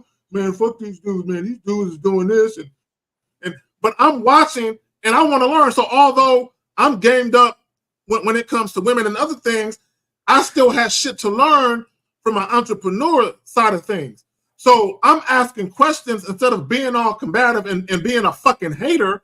I'm asking questions and I'm learning from these men. It's just the thing was when I found so like this is a cool channel. It's an awesome channel. It's just that I can't even really afford. Okay, sir, we're not asking you to afford anything by listening to this information, young man. All we're asking you to do is listen. We're showing you the science of the game behind desire and attraction, right? And we're answering the $1 million question that all you young men have, that you ask me, why didn't she call me back? Why is she interested in me? Why does she want to date me? We're showing you the why. But instead of asking questions off the why, which could be free, you want to come in this motherfucker talking shit to the motherfuckers that's trying to help you. You're lucky we're in a good mood because motherfuckers like you get your ass hung up on and we move on. But I see you trying to get some help here. But you got to learn how to shut the fuck up, dog. And stop being all angry and bitter. Listen. We're not taking from you. We can't help it if they want to just come over there. Is it our fault? Is it our fault if they look at you and look at then how are you getting mad at us? Yeah, so caller, to Steve's point. They want to marry you. Of course they hey, marry, have children. They want to buy, cook, and do for us. Yeah, they want to do all that. Because caller, because here you gotta understand. You gotta understand something. The average 23-year-old isn't like the average 23-year-old was when we was 23. Oh no. y'all, look, I'm just gonna be all the way real. Okay, and I'm not saying this is you. I mean, it could be you, nigga, but I'm just saying the average 23-year-old in 2024, it ain't the same as the 23-year-old in maybe the early 2000s or 90s. Y'all niggas is a lot weaker. Yes. A lot softer, not quite as masculine. Yes. It's just the truth. So at 23, caller, I have my own caller. Wait, caller. Caller, at 23, I had my own place. And guess what? And caller, I'll be dead ass honest with you.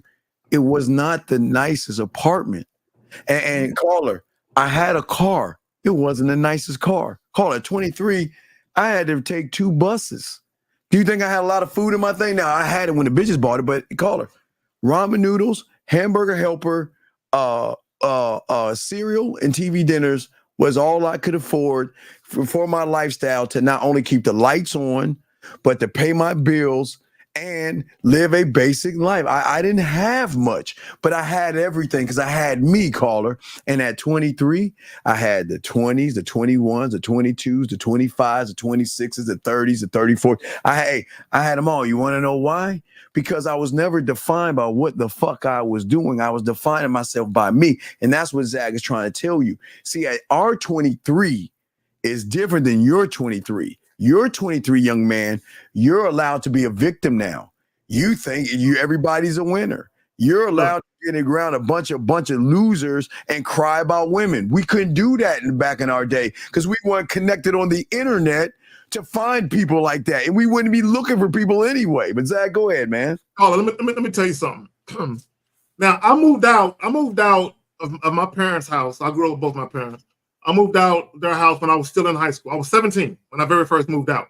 Now, the first 2 cribs I had, they weren't my apartments. I moved in with guys that already had their own shit. So I wasn't the only one in high school that was on their own, right? But the first time I got an apartment by myself, no cosigner, was right at the end of my senior year, right? So right at the very end of school, while school was ending, I got my own crib by myself, right? So at the time, I was working at Denny's. I was a cook, Steve. I was a cook with the little hat, with the little thing. I used to be the dude flipping the omelets and shit. I was doing that in high school, right? So I had my own shit. I had chicks in their 30s that wanted to fuck with me. You know what I'm saying? Because I was way more mature than an average guy my age because I had bills. You know what I'm saying? By myself as a teenager and shit. So, young man, real quick. So, I understand you listen to watch Speedy Links and shit like that. And I understand that you were probably offended by when we were laughing at all that silly shit he was doing. But you thought in your mind we were laughing at you and you took offense to that shit. That's what probably happened.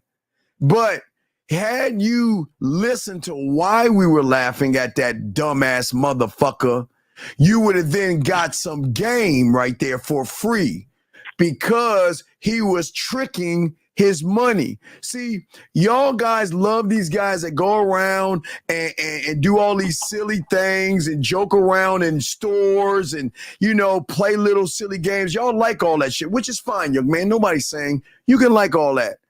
But you can't look to these motherfuckers when it comes to dating and women because you can see by their track let me ask you record, this right quick. they don't know what the fuck they're doing. Yes. All right. So when they in those stores, right? So in these videos, right? When they in these like stores, so you say that's not real. You mean to tell me that when they in these stores approach these women, caller, their face is not blurred. Caller. And these chicks is like, and they be baddies too. Caller. I'm just saying, like they look good. Caller. See, you caught up on how these bitches look, bro. Mad Nation 3, okay? I was on a reality show called Mad Nation 3, okay? Listen to me, all right? And I don't think you understand the dynamics of the world.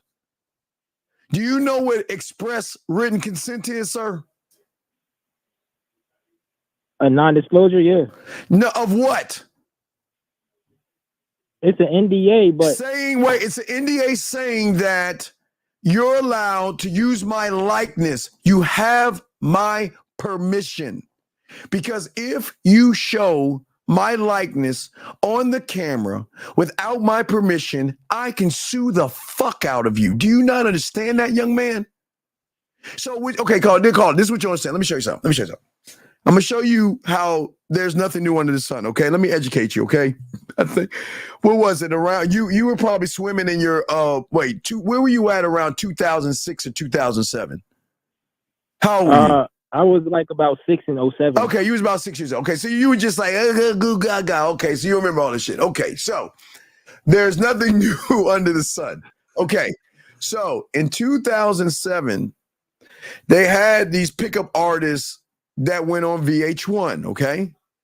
And they were doing this before. So this is how they would get guys before 2007. Let's say maybe around 2000 when the seduction community was going on, before there was before the Matrix, they used the Matrix, before YouTube and all this other stuff. What they will do is they will hire, they find a guy that wants help. So I'm gonna spend maybe $1,000 to meet up with you, okay? Now listen to me, okay? $1,000. So what that guy would do is he'll take that $1,000 and he will hire 4 women, probably $200 each or $150 each, okay? And all he's hiring them to do is set them. Now you gotta understand how marks work, because there's suckers. They believe anything. So what he'll do is he'll place a woman in one corner, one in the other corner. So 4 corners, 4 women, right? So he'll walk the guy around and say, look, I'm going to show you this cool trick. It's a visible magic card trick. And all you got to do to walk up to these women and say, pick a card. And they'll pick a card and then you can flirt with them, right? So what do you think he's going to do? He's going to find the mark number 1, the woman he already paid for, go over to her and say, I got a visible card trick. And that woman's going to say, oh, that's so cute. And he'll be like, okay. So she smiled. Okay. All right. Well, let me find another one. Go to mark number 2, invisible card trick. He'll get a hug. So when you see that, you're adding up, oh shit, there's something in this. Woman number 3, she might give him a kiss on the cheek. And then woman number 4 might give a number and say, come back to my place later on. And you're already fucking gullible and done. Meaning that when these guys go to these stores and walk up on these women, do you understand that most of these motherfuckers are fake? Fake. It's not real. And here's the thing, Carter, you ready for the shocker? You ready for the shocker? Yeah. The shocker is, regardless if it's real or fake, here's the shocker. All they're doing is getting a fucking phone number. And Caller, in the game, getting a phone number has nothing to do with the game. Getting a woman's number, because number of fact, we don't get numbers, we give numbers, number 1, which shows how weak they are. But what you guys do is you say, wow, look at him. He got a phone number. Wow. And look at him. He got a phone number. And y'all get all excited over shit that has nothing to do with the game, young man. Does that not make any fucking sense? You getting excited because a motherfucker walks up to a woman that you find attractive that he probably hired and he got a fucking number. So fucking what? That has nothing to do with the game, sir. Gotcha. But yet you think it does. You love that shit. You eat that shit up all the time. And then you show your boys. And you know what they put underneath that? Watch my Riz game. Watch my handsome man game. And you gullible, naive, disillusioned motherfuckers say, wow, well, if he can do it, I can do it. And then you go up to a woman with nothing to offer, no kind of influence, and no kind of sexual anything, and you expect the women to fuck with you, caller? Nah, you just read everything I do. Yeah, I actually used to watch those videos a lot, and I try it, and then it wouldn't work. Yeah. Of course it wouldn't work because it's not real. Bro, okay, caller. Okay, hold on. Let me jump in here. Caller. See, those videos, the reason why those videos exist, and we talked about this on the Real Game No Theory podcast a few times. There are snake oil salesmen out here. They're predatory YouTubers. When I say they're predatory, meaning there's just one or two things that you can do. Okay, if you are a male YouTuber and you actually want to get young men or men, period, to come in and support your commentary, you can either tell them the truth or you can tell them what you think they want to hear, right? And if you pay attention to a lot of these channels that have bigger numbers, bigger subs, most of them, for the most part, they tell men what they want to hear, meaning they either complain and cry about women all day, which there's a market for that, or they try to make it seem like, man, getting women is easy. All you got to do is lift weights. All you got to do is look a certain way. Here, let me show you how easy it is. Then they do these goofy-ass videos, but like Steve has said, Lucario talked about this, you need disclosure agreements. People got to sign shit for you to use their likeness on the internet. This is why you see some videos of people are blurred out because they said no. They either said, no, I'm not signing nothing, or the people that uploaded it never got their permission at all. Right. And like that, you could be sued because you got to understand some of these women, they either have boyfriends or they live their lives in a very deceptive manner. But I don't say, you know what? I don't even want to say deceptive manner. Let me rephrase it. You have some women that have a public persona where they want to be perceived a certain way publicly, but privately they move completely different. So they cannot be caught on camera speaking about certain things because it would kill their public persona. Like if they're lawyers, doctors, or something like that, they may be looked at a certain way professionally, where if they speak a certain way in an interview, in a street interview, then they could damage their fucking reputation. This is what guys got to understand. Go ahead, last thing, caller. Last thing. Listen, young man. I'm going to give you some game for free. And it's a very simple thing for you to do. This will be your homework assignment. All you got to do is look. All the YouTubers who have the high numbers, you'll see what they have in common. They regurgitate the same information. Those that have the lower numbers are going to be teaching you shit that you've never heard before because they're actually living the life that you want to live. And that's the easiest thing to see what the difference is. You'll never see someone with high numbers. Everybody out there that has high numbers, they say the same fucking thing. Hypergamy, Riz, handsome man, pineapples and jerk-offs and fucking dogs and cats or whatever's the new thing. And you young, gullible motherfuckers don't ever take a moment and say, wait a second, what are they actually teaching me? Do they know? Because listen, young man, motherfuckers that have game will always teach you things you've never heard on the internet, period. You've never heard it before, ever. You will never, and that's the young man. Just remember that. Just remember that. And that can be your saving grace. Because if you never heard it before, then that motherfucker's actually living it because it's his life, it's what he's living. But if they're sitting around regurgitating the same things over and over again, they just see y'all as marks. That's it. Let me say this.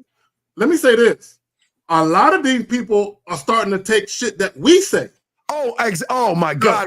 Structure, vetting, having a foundation of masculinity, masculine identity. All the shit that we say, people are starting to take that shit and talk about that shit. And those guys never talked about that shit before. Yeah, and they think we're stealing it from them. You see that, caller? I know, caller. Yeah. I know motherfuckers. I've been talking about land, sea, air, and space before YouTube. And guess what? Motherfuckers now are starting to say, well, you know how you should talk to a woman instead of texting her? Why don't you do voice messages and videos? Who the fuck you think that got that from? They didn't come up with that shit. I came up with that shit because I was living that and I was using, that's my shit. But Zag has his, and they will always take from the little guys, and then they'll use it. And then people look at us and say, oh, see, you stole that from this guy, and you stole that from that guy. Okay, young man? Got you. All right, so we'll throw you back in, young man. We gave you enough game. You got another question, just ask, okay, buddy? Yes, sir. All right, respect to you. Thank you. All right, 623. Oh, God, my mind, my memory. 623, what's your name, sir, and what's your question? Omar? Yes, Omar, what's your question, buddy? Can you break something down for me, Steve? I was watching one of your videos. Okay, Omar, yes, sir. I'll be happy to. We both will be happy to break down. What's your question, buddy? What's up? I appreciate it. So you said something where it's on a line of dresses, purses, and shoes take away the insecurity. Yes. Anything that takes away the insecurity, she will submit to. Yes. Be somebody that has the ability to take the insecurity away. Yes, because they have the thing that we just talked about, the one and the two. They're selling something and they have influence. It goes back to the one and the two. Did you see what I'm saying, caller? Okay. So watch this. That's why we tell you don't have to take her out on a date. And if you take her on a date, she'll be happy to go to Lake Spread Your Ass Cheeks. She won't care. Do you see what I'm saying? Remember, the dresses, purses, shoes, and makeup are selling something, but they're influencing her to say that if you buy me, I'm going to take away whatever insecurity that you have. So but here's the thing, caller. Do you know why women find men who are supremely confident sexy? Have you ever heard women say confidence is sexy in a man? Always. Okay, now, just so we're fair, not every guy who's confident is sexy to a woman. Okay, they're talking about the trait, the attribute of confidence. The reason why a man who is a self-assured man, very, very confident, right, loves himself, has a great deal of respect for himself, the reason why those men are attractive to women is because women, for the most part, they always have some insecurities about something. So when you have someone who has insecurities about something, stand to a person who is supremely confident and secure about everything, it literally morphs what they got going on. So now they don't have to worry about trying to appeal to someone else's insecurities. Okay, well, this is what I mean by that. When you hear guys say, oh, bad bitch is this, bad bitch is that, I find it hard to talk to pretty women. Even those women are insecure about something. So imagine if you have a woman who's very attractive, and a lot of the men that she deals with find her to be attractive because she's already insecure about something. She's used to dealing with men who are also insecure. Right. So who's gonna uplift her if she's uplifting the men that she's dating? Right. So just like the purse, the dress, and the shoe, young man, they have a benefit that they provide, right? So watch this, caller. So now the woman knows that, okay, I want a purse, a dress, or a shoe, right? Now it comes to the name brand of that thing that she's looking for, because the quality in the name in the brand connects. You see what I'm saying? So when you hear Nike or something like that, you hear Nike, you have an idea versus Walmart shoe or Payless shoe. You see what I'm saying? Yes. So okay, but what's your question? How can we help you? What's your question? I guess my question is, so you answered the first part, like be secure yourself, and then they'll see you as someone comfortable too. So how do you take away the insecurity? Well, okay. See, he thinking too deeply about it. No, you think too deep. Okay. How can you have an insecurity if you know what to do? Okay, think about what I'm saying to you, young man. How will you ever have an insecurity if you already know what to do? You just got to push her to that point of what you know what to do, dog. And that means working on yourself. It's the one thing you guys don't do. And I'm not talking about just working on your, I always talk, and again, nobody talks about this this is my word. I always say rehearse. We don't practice, we rehearse. Now, Iverson screamed about practice, but I'm talking about rehearsing. See, practice to me, I've always learned, was just throwing shit up against the wall, hoping something sticks. Rehearsing means that I know it and I'm just trying to perfect it, meaning that I'm going to perfect the way I talk to women. I perfect the way I make women feel. I perfect the way that I make them smile and blush and laugh. I perfect the way that I influence them. You see what I'm saying? I perfected my way. That's what game teaches you. I don't make it. See, listen to me. I don't make it about the woman. I make it about me. And that's where y'all are messing up. You're too busy trying to sell the dick to the woman. Well, no, the thirst and want of pussy. You're not selling the dick. You're selling the thirst of, I want some pussy. Well, let me say this. Go ahead. Real quick. Let me jump in here. See, caller, because you asked the question, what was your question about the insecurity? Can you ask the question again? I want to make sure I got it right. Yeah. How do you, so if somebody, let's say a woman opens up about her insecurity, how do you solve that? Okay. See, here's the thing. It's kind of like when you were a baby, you didn't know how to walk and talk. You had to learn that, right? But now it's second nature to you. So you don't have to revisit, okay, I got to put one step in front of the other because I don't want to fall. Okay, I got to speak this way. You know how to do it. So when you talk about taking away a woman's insecurity or make her feel a certain way, it's not a matter of you consciously thinking about it. It's already in you to be how you are. So you just showing up and being present in a moment already alleviates that because of the type of man that you are. So it's not a matter of, oh, do I say this or do I act like this? Or no, it's just you already know who you are. And the reality of it is you're not going to be every woman's cup of tea. There are going to be some women who see the value in you and some women who don't. So the women who see the value in you, those are the women you deal with because you don't have to try to do anything. You're already that thing. Yeah, but the value caller is, again, you may ask about the shoes, the purse, the dress. They know what they are. They're saying, look, either you're going to buy me or fuck off. That's it. We don't give a fuck what you do. I mean, look, there're going to be a million women that are going to walk by me and move on. There are going to be a million women that's going to stop. But we don't give a fuck because we're going to sell because we sell ourselves. Just our name alone is going to sell us. So who gives a fuck? And that's what we're saying, young man. So you're looking at a woman that asked, okay, you said a woman did what? She asked you for validation or she said something to you? What did she say to you? Well, nothing happened. This is just the old video I was watching. So, sir, why don't we talk about something present, dog? Because we don't need to talk about something old because it's not benefiting you. So what is your question that we can help you on? You did answer my question. Okay. So we already answered your question, everything, buddy? Yes, sir. All right. Well, listen, we appreciate the call. And if you have another question, just ask. Okay, my friend? But good question. Okay. Very good question. Okay, buddy? I appreciate you. I respect. Good call, sir. We appreciate you. Now, we love calls like that. And gentlemen, if y'all are just joining us, like we're saying before, we're showing y'all something no one else on YouTube shows you because it's brand new for you guys. And we're showing you a blueprint and we're breaking down desire and understanding attraction. Many of you guys don't know why it is you're losing. So we're on number 3 right now. Let's move to number 3. But first, let's grab 760 first. 760, what's your name? What's your question, sir? Hey, what's going on, guys? My name is Quincy. I'm calling from Utah. I don't really know what city I'm in right now because I'm driving. But how you guys doing, Zach and Steve? How can we help you, Quincy? What's doing up? Doing good, man.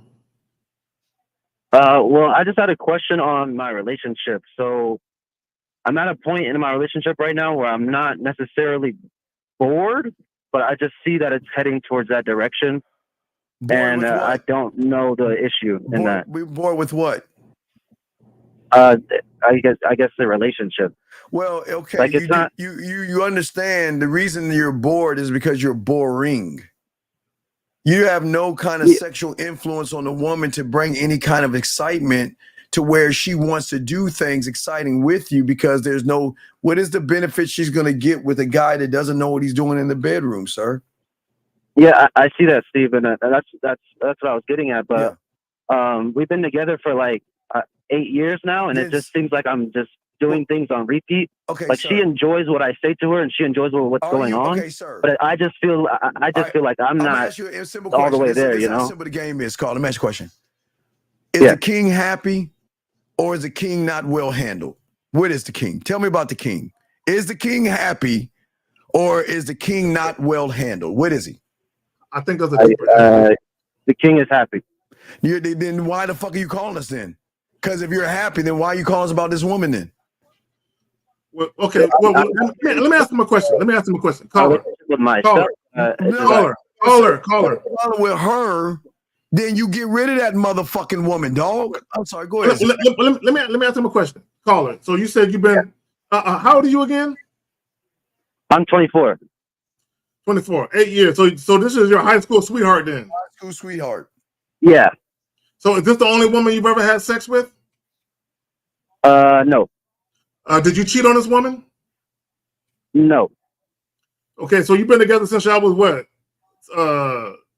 16? I was 17 or 16. Okay, let me ask you a question. Before, have you had sex with any other woman since you've been with her? Tell the truth. Yeah, and you did. Say yeah. Come on. Break, and I was just doing my thing with women. Okay, so let me ask you a question.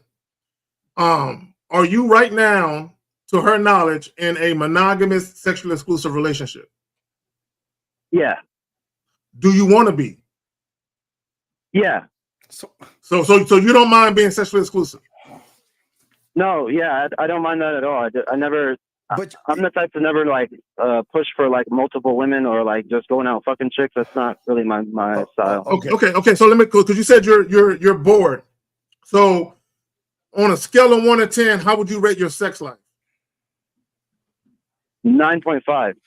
Okay. Improvement. Do y'all spend a lot of time together non-sexually, like going places, taking trips? Do y'all do that a lot of time together? No, because I'm a truck driving right now and I'm working a lot, so we don't spend as much time together as we probably should. I'm lost. Why are you okay? Let's start this over.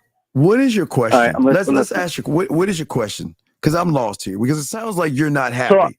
What's your question? No, I'm happy. It's just I see that the relationship is going on a decline on my behalf, so I don't want to end up being bored of this woman because she's not doing anything wrong. But sometimes, high school sweet. Okay, look. Let me tell you what y'all do wrong. Y'all guys lock these women down in high school and get out of high school, and you've never gave them a chance to really let their wings go and experience life. You've locked her down since high school. You've locked her down since high school, man. Well, Steve, for the rebuttal that, I would say that she's free to go whenever she wants or wherever she pleases. I feel like I wouldn't have gotten this far in the relationship. I know, but had I not allowed her to leave whenever. Sir, but you're saying you're on a you feel like you're on a decline. Sometimes people correct. grow. Okay, sometimes people grow apart. So that's well. Not only that, caller, she met you when she was what, 16? 16. Yeah, she's not. No, she was like 18, 19 or something when I was 16. So she's older now. Oh, she's older than you then. Yeah, she's older. She's okay, older. Do y'all have kids? Are y'all married? No. Wait, hold on. No on both of those. Hold on. Wait. I don't understand you human. That sounds like an easy breakup to me, bro. Let her. Okay. Look, let me explain something to you. Why do you guys play house with women? Why not just be in a relationship and fuck all the women you want? Why are you guys living together? Caller?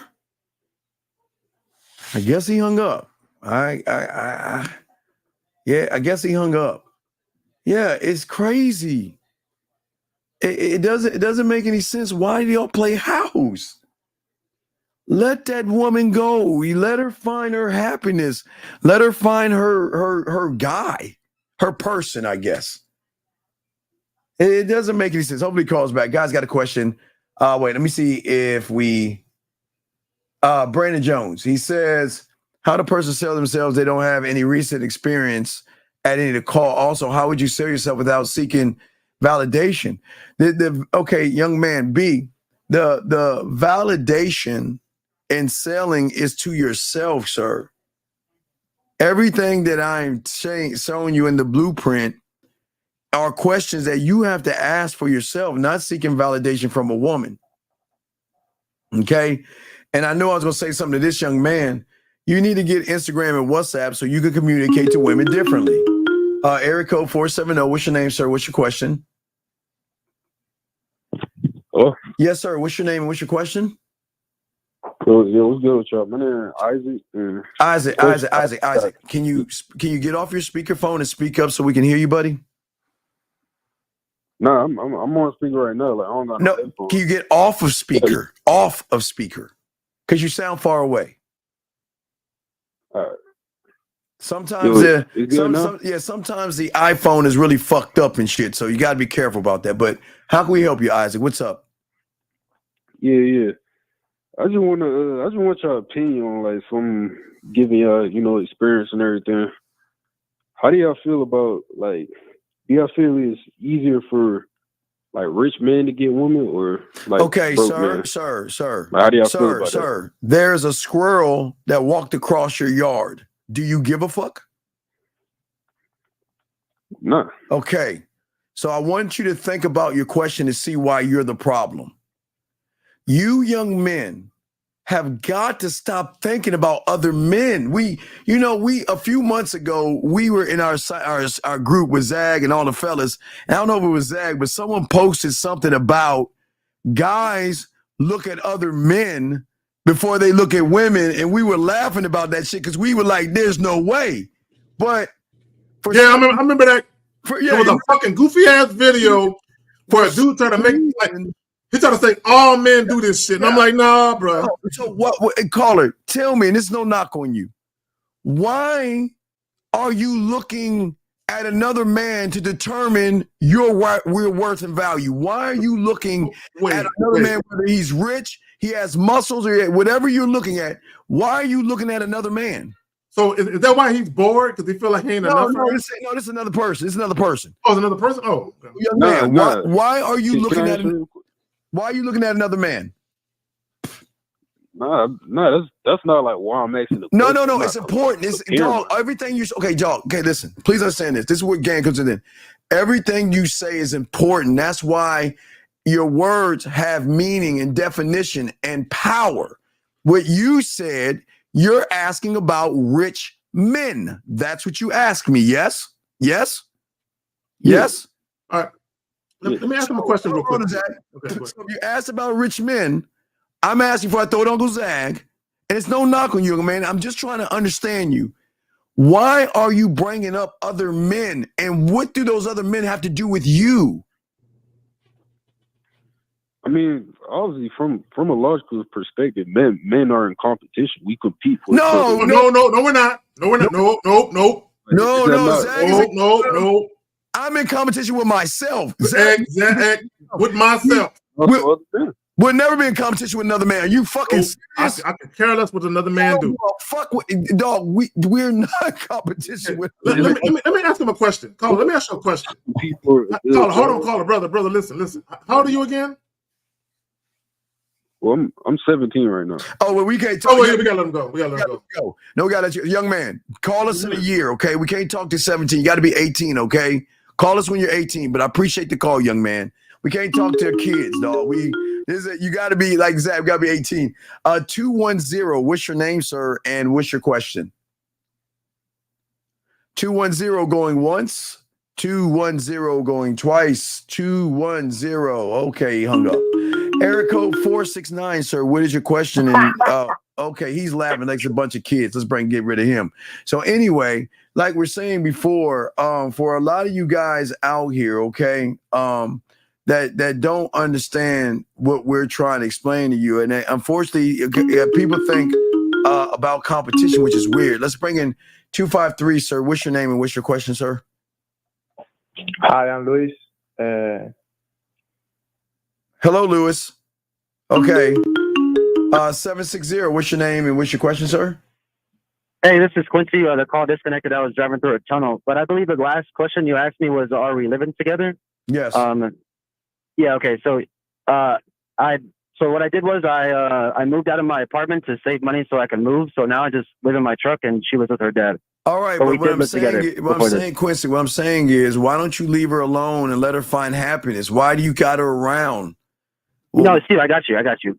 So what the problem is with me is I don't see why I would leave someone who didn't do anything wrong. Okay, but sir, okay, can you explain that to me? Like, I'm just not understanding that. Do you understand that woman thinks that you're going to propose to her soon? She's been banking for 8 years. Is this the year he's going to propose to me? Let me ask you a question, dog. Do you want to marry this woman? Yeah.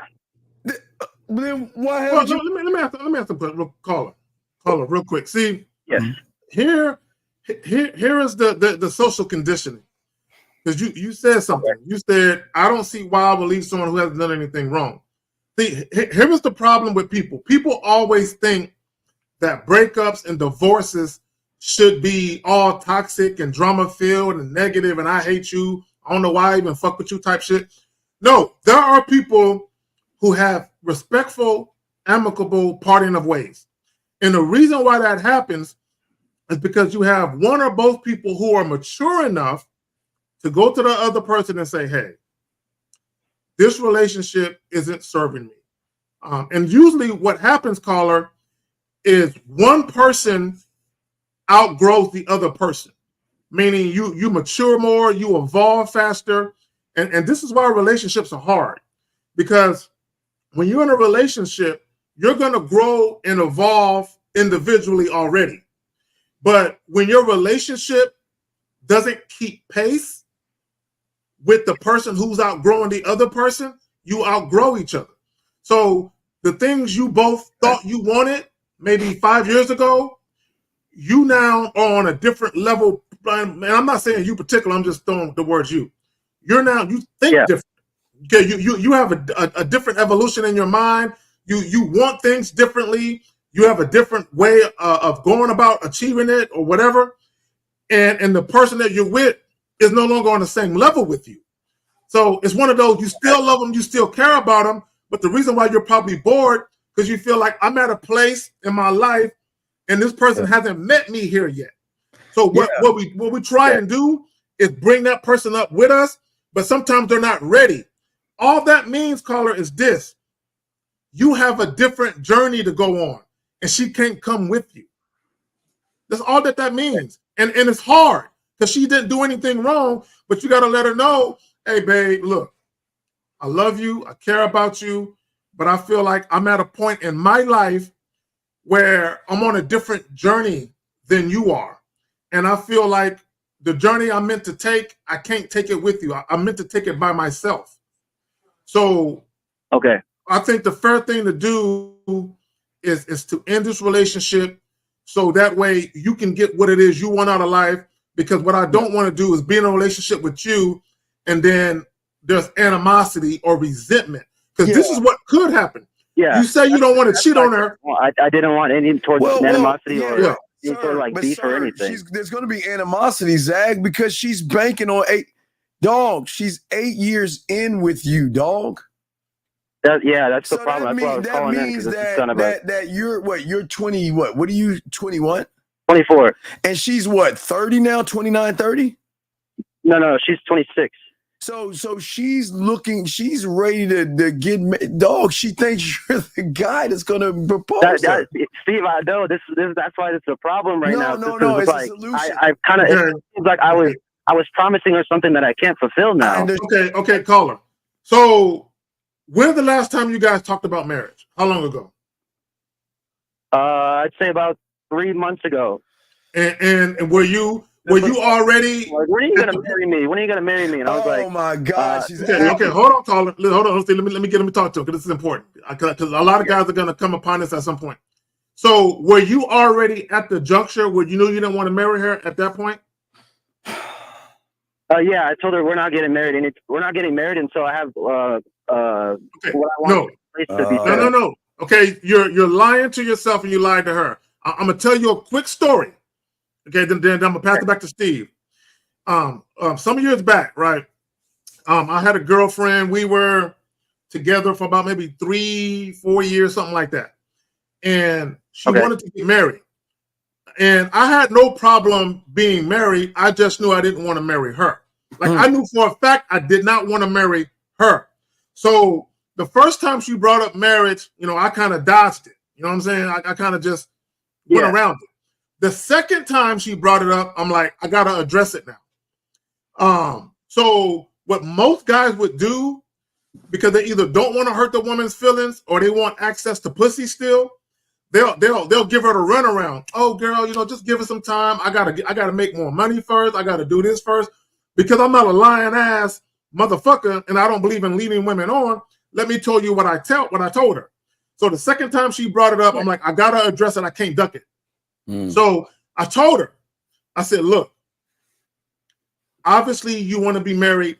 I don't. Now, I did not want to hurt her feelings, because I could have just said, I do want to be married, just not to you. There was no need for me to do that. And so what I said was, I used a little bit of tact. So what I said was, clearly you're looking to be married. I'm not looking to be married. So if that's a problem for you, and if that's going to be a problem in our relationship, you're free to go find a man that wants to be your husband. There you have it. Okay? Okay. Yeah. All right, Carl, we'll throw you back in. But yeah, it's just something. Hey, I appreciate the game. I appreciate the game. Thank you, guys. It's just something that you got to figure out. We're not telling you to get rid of her. What we're doing is just giving you enough weapons on the table to look at everything from all sides, dog. Okay? And I appreciate that, Steve. Thank you. Thank you, guys. And listen, we appreciate the phone call, man. It was a very good call, sir. We really do appreciate it. Okay? If you have any other questions, call us, okay, buddy? Sounds good. Thank you, guys. Stay safe out there, okay, man? Yes, sir. All right, respect. Okay, let's keep it going. So gentlemen, let's get to the next. Tyler has a question. He says, I grew an ex a while ago. She noticed it before me. For some reason, I blame myself. And we split. I've grown a lot since then. Why did it affect me so much back then? Because you weren't gamed up, dog. I mean, bro, I got stories for days for all of this. Yeah, I got stories for days. And I don't want to tell another story. I just want to say this, guys. Whenever a relationship ends and it doesn't, when it ends badly and people call each other out each other's names and I hate you, fuck you, and all this. When it ends like that, it's easier to move past it. You know what I'm saying? But when the person didn't do anything to you and you still care about them, it's always gonna leave a bad taste in your mouth. You know what I'm saying? James says, "What is it that give? What is it that give words power behind it from a man?" What? Okay, we're trying to. Okay, dog. This is okay. Again, JM. We're showing you the blueprint. If you can't answer these questions, then it's not gonna work for you. 929. What's your name and what's your question, sir? 929. I want to know. What's your name, sir? Sir, what is your fuck? God damn it. I mean, wait a second. Can you not? Let's try this again. Can you not hear me when I say, what is your name and what's your question? Do you miss that when I say that? I didn't hear you. Okay, let's try this again. You. 929. And if you listen to the show enough, we always tell you to lead with your name because that's very important. So what's your name, big guy? And what's your question? Hey. And my question is, like, how do you attract a woman, especially like in this era where, they fix their face, especially you approaching them and stuff like that. It's not the era. It's not the era. It's not. Okay, Steve, let me talk to him. I know what he's talking about. Okay, guys. It's not the era. Okay. When I'm gonna say something, and you're gonna be like, it is the era because you said that. No, I'm gonna say something, but I'm making a point with what I'm saying. Social media, right? Because people blame social media for everything. What social media has created is unbridled access. So if you lived in before the advent of social media the way it is now, if you lived in a small town, whether you were a man or a woman, your options was relegated to that small town. Now, if you had a car, you can go to a neighboring city that had more people, but you were still relegated to that small area of people, right? That was your dating pool, right? Because of social media access, right? So that now your dating pool is literally worldwide. So women are far more pickier. So caller, imagine this. If you are a woman and you had 100 guys to choose from, right? You can't afford to be too picky. But if you are a woman with 10,000 guys to choose from, you're going to be picky than a motherfucker. Because now you can critique everything from his haircut to his beard, his mustache, his eye color, his height, his money, his voice, everything. So women are pickier, but they're supposed to be. Us men, our dating pool expanded too. You're supposed to be picky. We're undefeated. Caller, let me ask you a question. You asked why about these women. Yes. You asked why. Yes. Yes. So, and how old are you, sir? 40. Okay. Let me ask you a question. Why do you give a fuck? No, I'm just saying. No, wait. No. It's okay. Listen. It's just dialogue. It's just see, here, you can't just ask a question and think you're going to slide on that shit. When you're dealing with motherfuckers that have game. So again, you ask that question because apparently you give a fuck. So I'm asking you, why do you give a fuck? Let's start there. Why do I give a fuck? Yes. Because, there's moments where, it's not very easy to always approach. Oh, no. Well, then let me ask you. I'm going to ask you two. I'm going to ask you 1 and 2.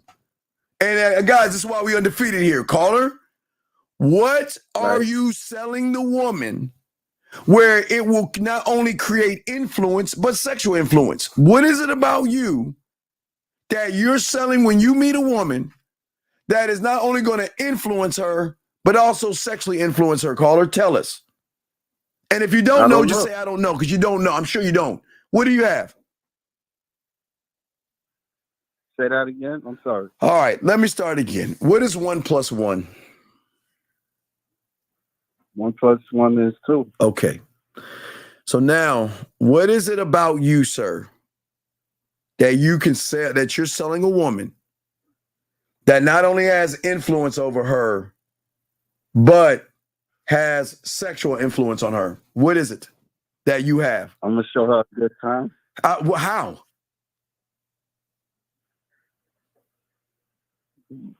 By pleasing her. Wait, sir. Okay, listen to me. Okay. I want you to see why game is so important and see why you're failing. You cannot answer the question. Do you think you're the only guy that can give a good time? And you know what a good time leads you? The same thing it led dumbass little sneaky leaks by spending all that money and not getting their piece of pussy. So I'm going to ask you again. What is it about you? And I hope you just fucking nut up and say nothing. What is it about you that you're selling to a woman that can not only influence her, but sexually influence her, sir? Nothing. Good. So now do you see why you're having problems with women? So, because real quick, because listen, young man, if you have nothing to offer, why should she offer you anything? And I'm not and I'm not talking about dinners. I'm not talking about drinks and paying her bills. We talking about on an emotional level that triggers a door called sexual emotion. We're talking about between her ears. What can you offer her between her fucking ears, not her legs, that says that you're the guy that I want to fuck with, sir? And you said nothing. But do you see why you're having the problems now? It's not the women. See, you think it's the women and all this other stuff, but we just put a mirror to you. And do you see, and it's no knock on you because now you're being honest, you have nothing to offer a woman. So why would someone buy into somebody who cannot offer them something different from every other guy? And the only thing y'all are offering is dick.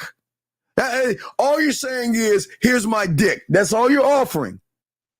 And that's the problem. Does that make any sense, Sir Zach? You got it, man. Well, let me say this. Okay, caller. Okay. Yeah. Regardless of what women say publicly, all women want to be cared about. You have some women that say, "Oh, I don't want a relationship," or "I don't want to be married," and there might be some truth to that when it comes to being married. What all women want to be cared about, they want a dude that they are a combination of physically and sexually attracted to. They want that guy to like them, right? Now, I said all that to say this. Do you know what the number one way is to attract a woman? No. Do you know what the most natural way to attract a woman is? It's the same answer. Be myself? No. Sexual. The number one way and the most natural way to attract a woman to you is sexual. It's sexual attraction. It's the most natural way that any animal in the animal kingdom is to reproduce. The number one way and the most natural way to attract a woman to you is sexually. Now, that does not mean that's all that women want. Now, in some cases, a woman may be cool. Maybe she just horny and wants some dick. Cool, whatever, right? Or maybe she got out of a relationship and she doesn't want to be in a relationship, but she still wants a guy who can fuck her right every now and again, right? Now, here's the issue. This is the issue for most guys. If you are unable to get women to gravitate to you the most natural way that men and women gravitate to each other, that means you got to use another method. For most guys, the other method is money. That's their go-to. See, Carla, oftentimes I say guys have a remedial understanding of attraction is because they'll use money and they'll still have sex with a woman. Okay, just because a woman is willing to have sex with you doesn't mean she is sexually attracted to you. It's because you're offering something and she's bartering her body for it. Does that make sense? Yeah, I know. I know that. Okay, so caller, so if you have nothing to offer a woman mentally and you cannot stimulate her mind, when women are looking for mental stimulation, which they're not getting, then why do you feel like it's on the women? And why do you feel like they're so difficult when they just told you? I think because sometimes you don't know what they want. Sir.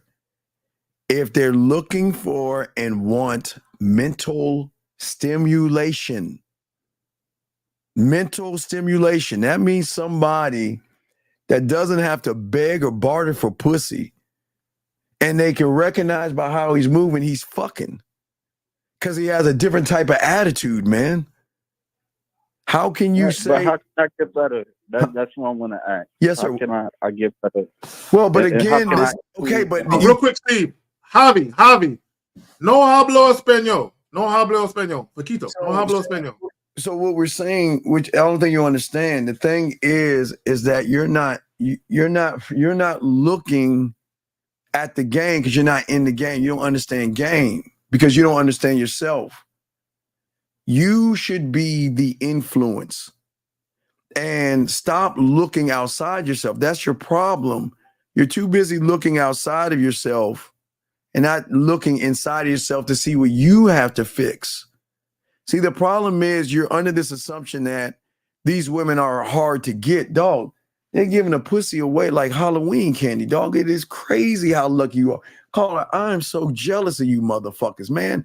Zag, hey, Carl, let me tell you the funny thing about it. What Zag and I always talk about is that, dog, if we had the technology y'all had when we were in our 20s, dog, bro, dog, y'all understand how good y'all got it. Bro, if we had the when we were in our 20s, if I was in my 20s right now in 2020, oh my God. We're so oh my God. You got an easy layup, dog. You don't even have to put any clothes on. You just grab your phone, dog. What they don't understand, this is what guys don't understand, caller, is this. See, game is omnipresent, game is infinite. So when things change, when with the advancements of technology and all of that, game is still there. Game is still there. So what happens is guys that really didn't have any game, they got lost behind. Yeah. This is why when you listen to a lot of these videos on IG and all these Facebook posts and YouTube, a lot of guys talk about money, status, being famous. A lot of guys are on that because that's their shortcut. So they ain't got no fucking game. So their shortcut is, let me look like I got some money. You know, let me buy some Prada this, some Fendi that, some Louis this. Let me get a bunch of fucking jewelry on, and let me get a couple of stacks. Let me literally go to the bank and take out every penny I got. They got like $2,500 in the bank. Let me go take out $2,500 and get a stack of 5s and 20s and flex for the gram, because this is what women like. And what they don't understand is everybody likes money. Bro, everybody likes money. We all like money. We all like nice shit. We all like to take trips and do fly shit. But women, in lieu of you being a man who doesn't exude sex appeal, they will definitely take your money. They will take dick in a date. Right. And if they can get both, they'll take it. And that's what we were talking about on earlier show with Lucario. You got to understand something, young man, that this is why we separate ourselves from all the content creators who put you in a hole. All those red pill motherfuckers I'm sure you listen to, you know what I mean? Man, those manosphere, they fucked you over to a point where you don't even recognize the motherfucker in the mirror, because all you're doing is looking at everybody else but the motherfucker in the mirror. Caller, does that make any sense? Yeah. And this is what's so sad. Y'all are so disillusioned by these men that want to complain about women. There's nothing that's changed. Listen, the only thing that's changed, these women, they fucking faster, dog. That's the only thing I think has changed. And guess what? Even without the internet, they can recognize weakness, softness, and sucker like that. It's never changed. Casual sex is like raindrops. Yeah, man, my God. Casual sex is literally, see, and a lot of guys say, speak for yourself. It ain't that easy, because women are pickier. God, let me say this, and this is what guys don't understand. When it comes to engaging in sex, for women have a lot more to think about than men do. Okay, women have way more, because women got to think about, is he going to be judgmental? Is he going to be discreet? Mm-hmm. If him and I are in the throes of passion and I change my mind, will he stop? Women got to think about that too. Not only that, but they also got to think about, I gotta add another notch count. You know what I'm saying? I gotta add another body to my body count. Am I willing to do that for bad sex? Because they'll do it for great sex, but do they want to have another bad sexual experience? Not only that, caller, after the sex is done, then they got to think about, if I actually like the sex and like him, is he just gonna fuck me one time and leave me alone? Another thing I got to think about, caller, if I don't like the sex and I don't want to talk to him again, is he gonna stalk me? You know, they got to think about all of that shit. And caller, guess what? Here's the shocker. They don't have to think about that with us. You see that? They never have to think all those awesome questions Zag asked because they know what the fucking deal is, and they know. Because Zag talked about it earlier. First conversation we talked, you might have missed it, but Zag always talk about we do stuff by ourselves, and women don't even recognize or see us with other women. They know we have other women, but they always scratch their head. Why don't I ever see you with other women? Because all the shit we do is actually we keep everything on the back end. We allow them to go out and play and date and do whatever they want, and then we're their toys. So that's why when Zag always say they got to share us, this is why, because they never have to worry about there's never a worry of, did you like it? Was my dick big enough? Where are you going? Why you all that goofy shit. They don't want to hear all that goofy shit. You know what they want to do? They want to say, you know what? I just want to give a guy some pussy and go about my day. The end. I just want to give some guys some pussy and work out. I just want to give some guys some pussy and get a manicure, pedicure, and get my hair done without a motherfucker just bothering me. And sweating me. Or Steve, I just want to be able to call him up every now and again for some dick, but I want him to be so gained up in experience, he's cool with the fact that I want to use him to get off every now and again. He has no problem. I just want a guy. And gentlemen, the only way you can be that guy, big dog, the first thing you got to stop doing is thinking about other men. And I know you're not homosexual, young man. It's just that your mindset from the red pill and the manosphere has you thinking about other men. And that's what we're trying to get out of y'all's head. Stop worrying about other men and stop worrying about women. You should not give a fuck about either of those things. All you should give a fuck is, hey, this is who the fuck I am. This is how I'm gonna present myself and what you gonna do. And there, it's so easy, young man. It's complicated because you know what? That kind of thinking makes you an asshole, a jerk, cocky, conceited, arrogant, and then like, who the fuck do you think you are? When then their emotions like, then we need to find out. Zag? Well, let me add this and caller. All that shit that I listed that women got to worry about, this is why having a mouthpiece is so important. Mm-hmm. This is why game is so important, because the game is not about the woman.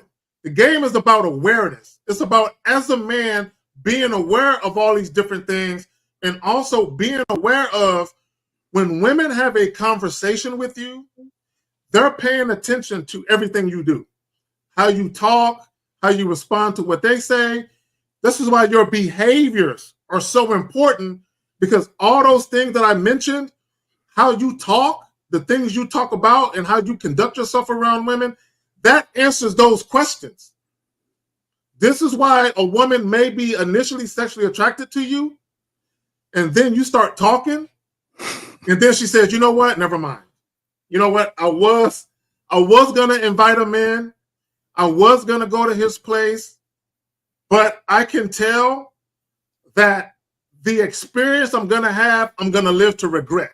So let me not fuck him now. And that's usually what happens with guys, is they're dealing with women who are attracted to them authentically or genuinely, but they fuck it up by how they behave. Like they'll ask women shit about their ex-boyfriends. Why are you single? That's a red flag to women. So how many guys have you been with sexually? Another red flag. So Carlo, last thing we want to get with you, last thing we want to get at the point here is that the fourth thing. Are you a need or a want? If you cannot create a need in a woman, you're never gonna get pussy the way you want it. But you have to create the need, caller. You can't force the need or try to put money on the need. The need has to come from her mind saying, like Zag said, you know what? The influence that he has over me is so great. I need to talk to him. I need to spend time with him. I don't give a fuck what we do. Look, he's going shopping. I need to be next to him. You know what? He's washing his car. I need to show up. You know what? He's going to the grocery store. I need to find a way to get over there. You see what I'm saying? What need is? See, I don't think y'all guys understand the game that we're trying to tell y'all, man. See, y'all making everything about what these fucking women want. See what I'm saying? All you're doing is she wants this and she wants that. We keep telling you we don't give a fuck what she wants. We don't give a flying fuck what they want, caller. You know what it is, Steve? Caller. Like Zach was saying with the crack and the coke. See, the crack and the cocaine sold itself. Crack and cocaine back in the day said, you know what?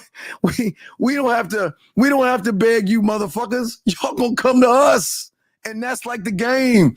We do not have to run behind these women. Caller, I promise you. I know that shit sounds like a fucking fairy tale, but when you get the game and you learn the mouthpiece, you know what to do in the bedroom, and you can mentally and emotionally stimulate you become a desire. You become a thing that is unattainable. And things that are unattainable, everybody wants what everybody can't get. Do you think a woman wants a guy that's just throwing the dick at her, caller? Think about that. Do you think she wants that guy? No. Why? Tell me why. I mean, because she can always get dick. She can always get dick. Dime a dozen.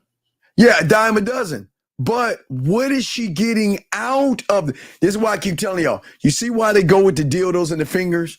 Because they know that dildo in her drawer, guaranteed, no fingers on her hand, can give her multitude of orgasms where guess what? Now, this is going to sound fucked up, but let's keep it a buck.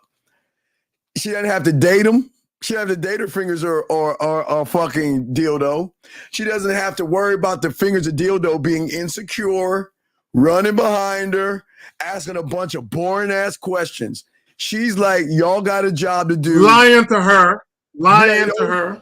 No manipulating, no tricking. It's just basically this. Yep. You got a job to do, and they're like, let's go. And they do. So that's why they would even look to the dildo and the finger over spending time with an average guy, because they don't have time to justify what I'm doing, who I'm hanging out with. They don't have time to justify, wait, you don't like you what? I'm a slut now because I'm not wearing what you want and all this other stuff. They ain't got time. So you know who's not bothering them? There's three people that bothering them. Dildo, finger, man. Those three, not even that order. That's in that realm right there. And that's why they utilize those three things over average guys. Well, you know what they're talking about. Zach, you got it. But let me say this, caller. See, for a lot of women, this is why we tell you guys, when you can stimulate a woman mentally, her body follows. All the time. What happens is women will chase the experience, not necessarily the man, but they want to experience the man. They're chasing the experience. The guys, they chase the woman because they are enamored or enthralled by the beauty of the woman, right? Whereas women, they're chasing the experience, the feeling. This is why a woman will have a conversation with a man. That man will give her number, and she's like, I can't wait to talk to him.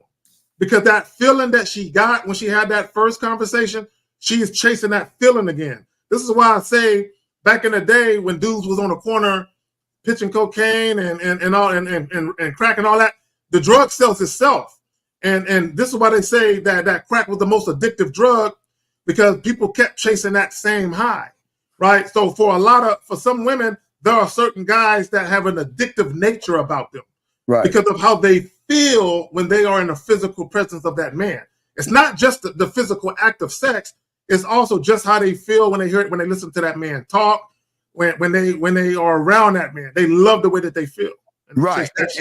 And the K, real quick, great writer. Listen, that's my point, dog. Why do y'all care what they want? Be the need. That's what I keep trying to tell y'all, man. That's what what's up, caller? How you become the need? Like by learning the game, dog. Hold on a second. Hey. Sharon, the poetry is on my poetry page if you love to listen to it, girl. No, what I'm saying to you is how you become the need, young man, is learning the game, dog. Right now, what you've been learning the wrong way because you believe the manosphere and the content creators bitching about women. but they never taught you how to think for yourself, become the addiction or the influence over a woman where she wants to fuck with you. Does that make sense? That's why we're here. You don't find it odd that we had never complained about women? You don't find that odd? I mean, you mean what? I don't really got. I don't know. I don't got nothing too much to say about it. All right. Well, listen. What I'm saying to you, big dog, at the end of the day, is that if you want to be a student of the game, you learn the game. If not, be like everybody else. It's your choice. But never talk about other men, dog. It just is not a good look on your end, especially the pairing yourself to a rich guy. What does it matter if he has money? That doesn't make him a man. Does that make any sense? Yeah, I get it. Okay, so we'll throw you back in, but if you have another question, let us know. We appreciate the dialogue, sir, okay? We really do, okay? All right. Thank you very much. Right. Thank you, sir. Thank you.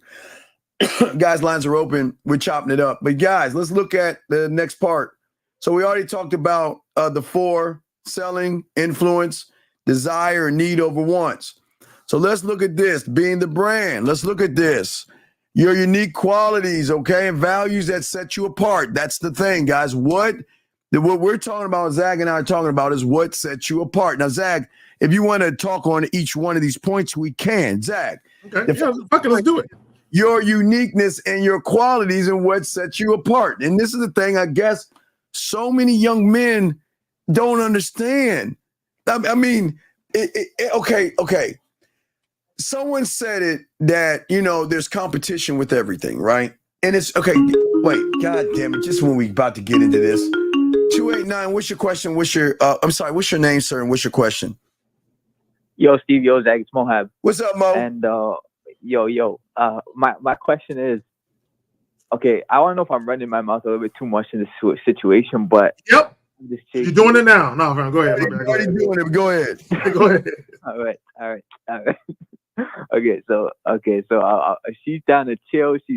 Not just chill. She's trying to come back to the place and smash, basically, because she was trying to smash. Not the same one, a different one, Steve, a Polish one. But I was just being flirtatious. I was saying like a couple of things that she do with sex. She was saying that she's a good listener and saying that she's like sorry that she didn't see my thing. She was driving, or she was only like 20 minutes on getting back. So what's the point? Okay, what's the point? My thing is, okay, she's like, she's not under your program, so you can't punish her, motherfucker. Don't look at punishment. I have a feeling this is gonna be should I punish her? She's not under your program. She's just a bitch you about to fuck. So what's the question? It's not funny, Steve. It's more like she's trying to cut straight to the business. Like, hey, like. So then do you call it? Do you want to fuck that dog? Come on, dog. I know what he's asking. What is he asking? So, you're saying she let you know straight up she want to smash, and you still trying to marinate her with your words, right? Right. So why are you doing You're not Steve. You're not. Stop. Hold on, let me talk to him. Oh my God. Steve, I got clients who do exactly what he's doing. I told you they be fucking up shit. Guys, you guys aren't there yet. If you have a woman who is sexually attracted to you and she's letting you know you can get it, bro, go ahead and get it. Let's get it. You're doing too much. Right. Okay. See, you're right, Zach. You're trying to do the shit we doing, dog. You can't do that yet, Mo. You ain't on that level of the game, dog. It's the playbook. No, Mo, just take it, dog. Look, she's offering it to you. Take it. Stop trying to see. You're gonna talk yourself out the pussy, dog. Exactly. That's exactly what you're gonna do. You ain't us. Don't do that shit yet. Just take it for right now and just move forward, Mo. Why are you trying to change it up? You trying to be smooth with that. Let me tell him a quick story. Caller. I had a client. Listen to me. I had a client.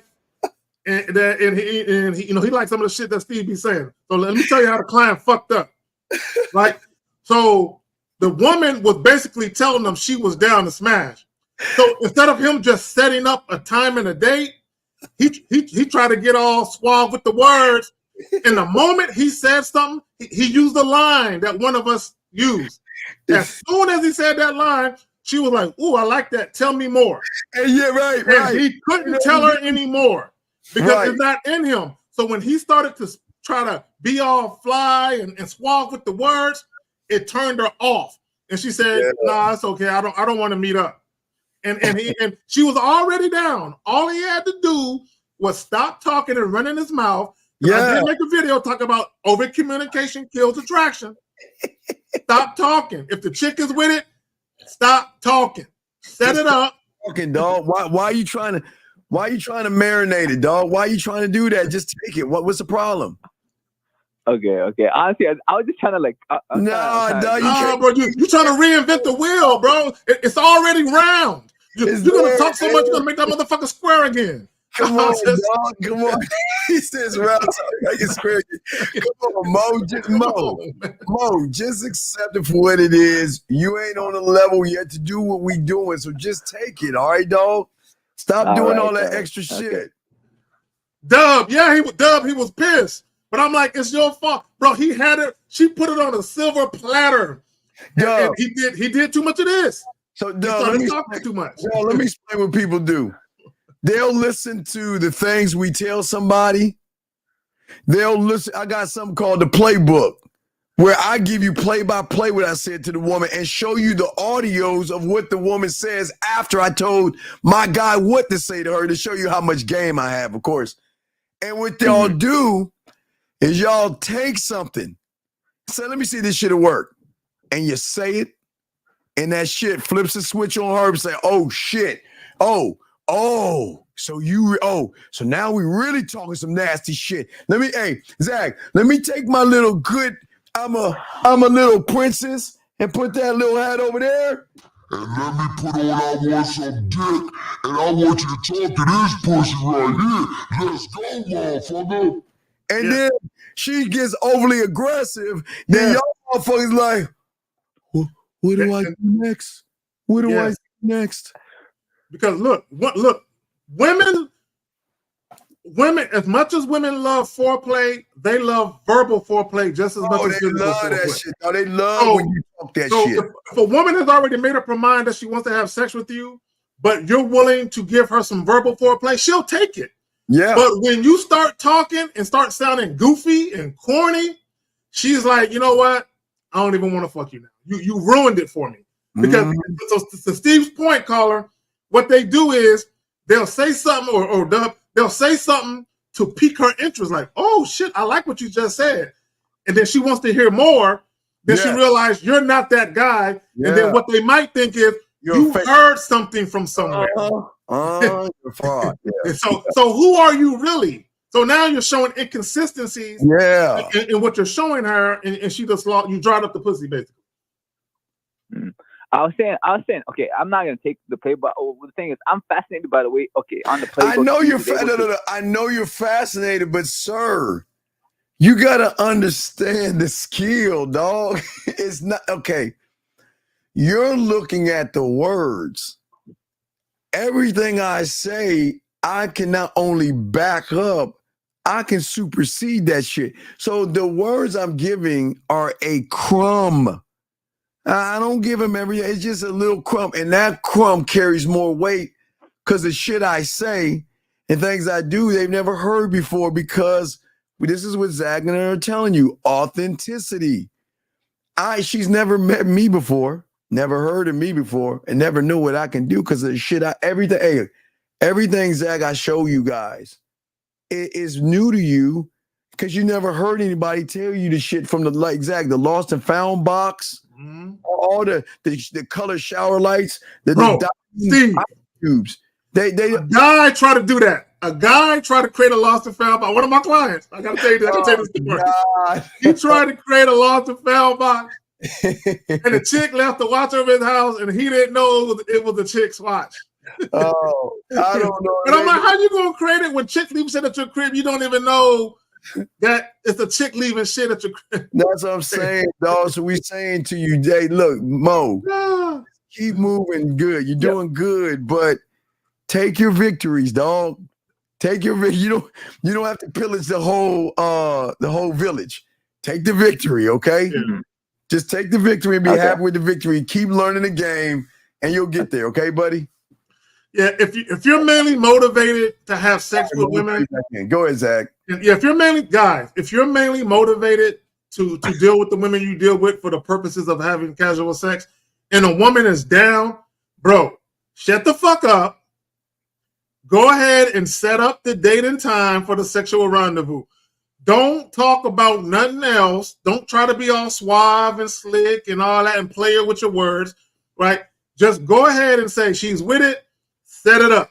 Don't do no extra shit. Extra shit will cost you 9 times out of 10.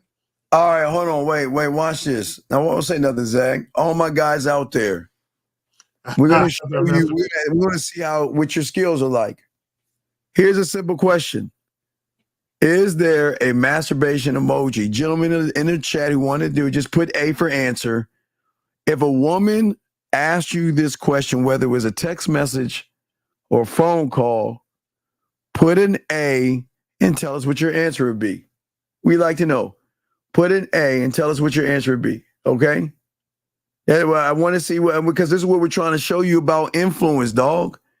Everything a woman will ask or everything a woman says, and ladies, and we're gonna start asking you ladies, just throw questions. Ladies, just hey, ladies, we're gonna add another letter, the letter G for you ladies out there. Put a G and just ask the question, and we will throw. No, Sharon, this is for men. Ladies, y'all just put a G, throw that out there. We'll throw that to the guys. Gentlemen, if a woman said this to you from a text message or a voice message, just put an A, guys. What would your answer be? And then we can tell them what our answer is, because I know what my answer is. Oh, we already know. We already got our answer. But we're showing you guys how game works. So if a woman said that to you, and if none of you don't say anything, now y'all will see why y'all fucking failing. Because if you don't have the answer right now to this question, that when the question hits your memory, it should already have the answer out. So witty. You got to be witty, quick on your feet. You got to be quick. So if you guys cannot answer this, there's no knock on you. You'll see why you're struggling with women.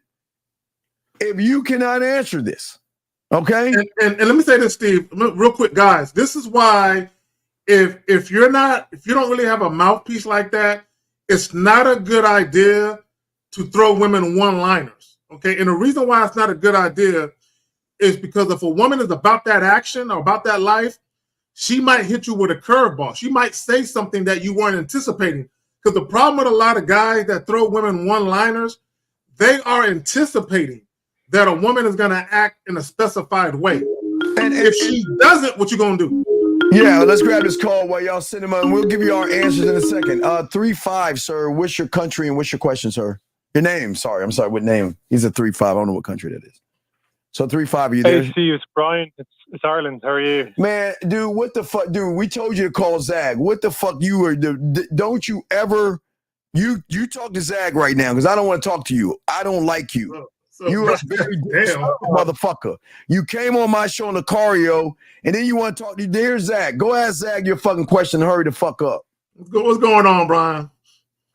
Okay. Hey, Zag, how are you? I'm doing fine, bro. Yeah, so I called in last week, but I'm calling in today. It's what you were talking about just there about not talking it up or whatever. Is I kind of I tried to ask Lakari and Steve something earlier on, but I couldn't really articulate myself properly at the time. So that's why he's annoyed with me. No, anyway, I'm annoyed at you because you said you're gonna go to Zag for coaching. Why the fuck are you with us if you're getting coaching from Zag?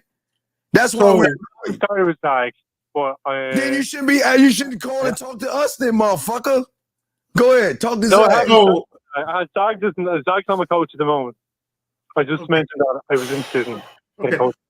Okay, Brian, bro, real quick, before you continue. Hold on, before you continue.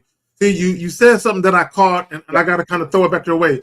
Because you said you called in to the show that they did earlier today, and you had trouble articulating yourself. If you can't have a fluid, random conversation with two grown men, how you going to articulate yourself with a woman that you're looking at in a sexual manner? But go ahead, ask your question. Yeah, well, it was kind of it was a tricky kind of game question, so it's not usually something that would come up when I'm talking to a girl. But it was kind of anyway. It's just to do with basically I met a girl the other day, and it was very fun and flirty interaction. Now the only thing it did kind of wrong was she asked me my name first. So I didn't put my name out there, and then she said, "Oh, give me your number." She told me, so she was kind of leading a bit there. But I took the reins over anyway. But wait. How did you take the reins over? What did you say to regain control of the situation? I said a day with her. I said, okay. I basically said, well, what are you now? And she said, oh, I have a headache now. So at that point, she's like, let's meet up. But I said, okay, let's meet up Wednesday evening instead, okay? Or we're going to do. This is the thing. It was kind of in between because I was tired and I wasn't clear, but it was all good. And it was fun and flirty, and I just went around and she was laughing, giggling, and she really enjoyed it. But anyway, it was kind of saying that, I said we can get a kind of a drink here. We're right beside the bar, which is up the road from my house. Basically, it's about 1 kilometer away. But I was saying, then maybe I could take you down to my place, but I only invite very special individuals there. You know what I mean? But I kind of was like, the vibe was like, I prefer just to have her over here because my town is a bit nosy anyway. You know what I mean? Like it's a bit of a small town vibe. But what was her response? How did she respond to that? How did she respond to that? She was up for whatever I wanted. She was up for whatever I wanted to do. I didn't ask her over to the house, but she was up for the. Okay. I said let's get a drink here, but when I'm going to my place as well. She was interested in thirsty and stuff. Okay. Like that, Okay, Brian, hold on. Listen, real quick. I did a video a couple of days ago, and I said that oftentimes when women are sexually attracted to you right off the bat, you don't really need a date. They don't really give a fuck about a date. They just want to do what it is they want to do. So let me say this, okay? And I want guys to understand.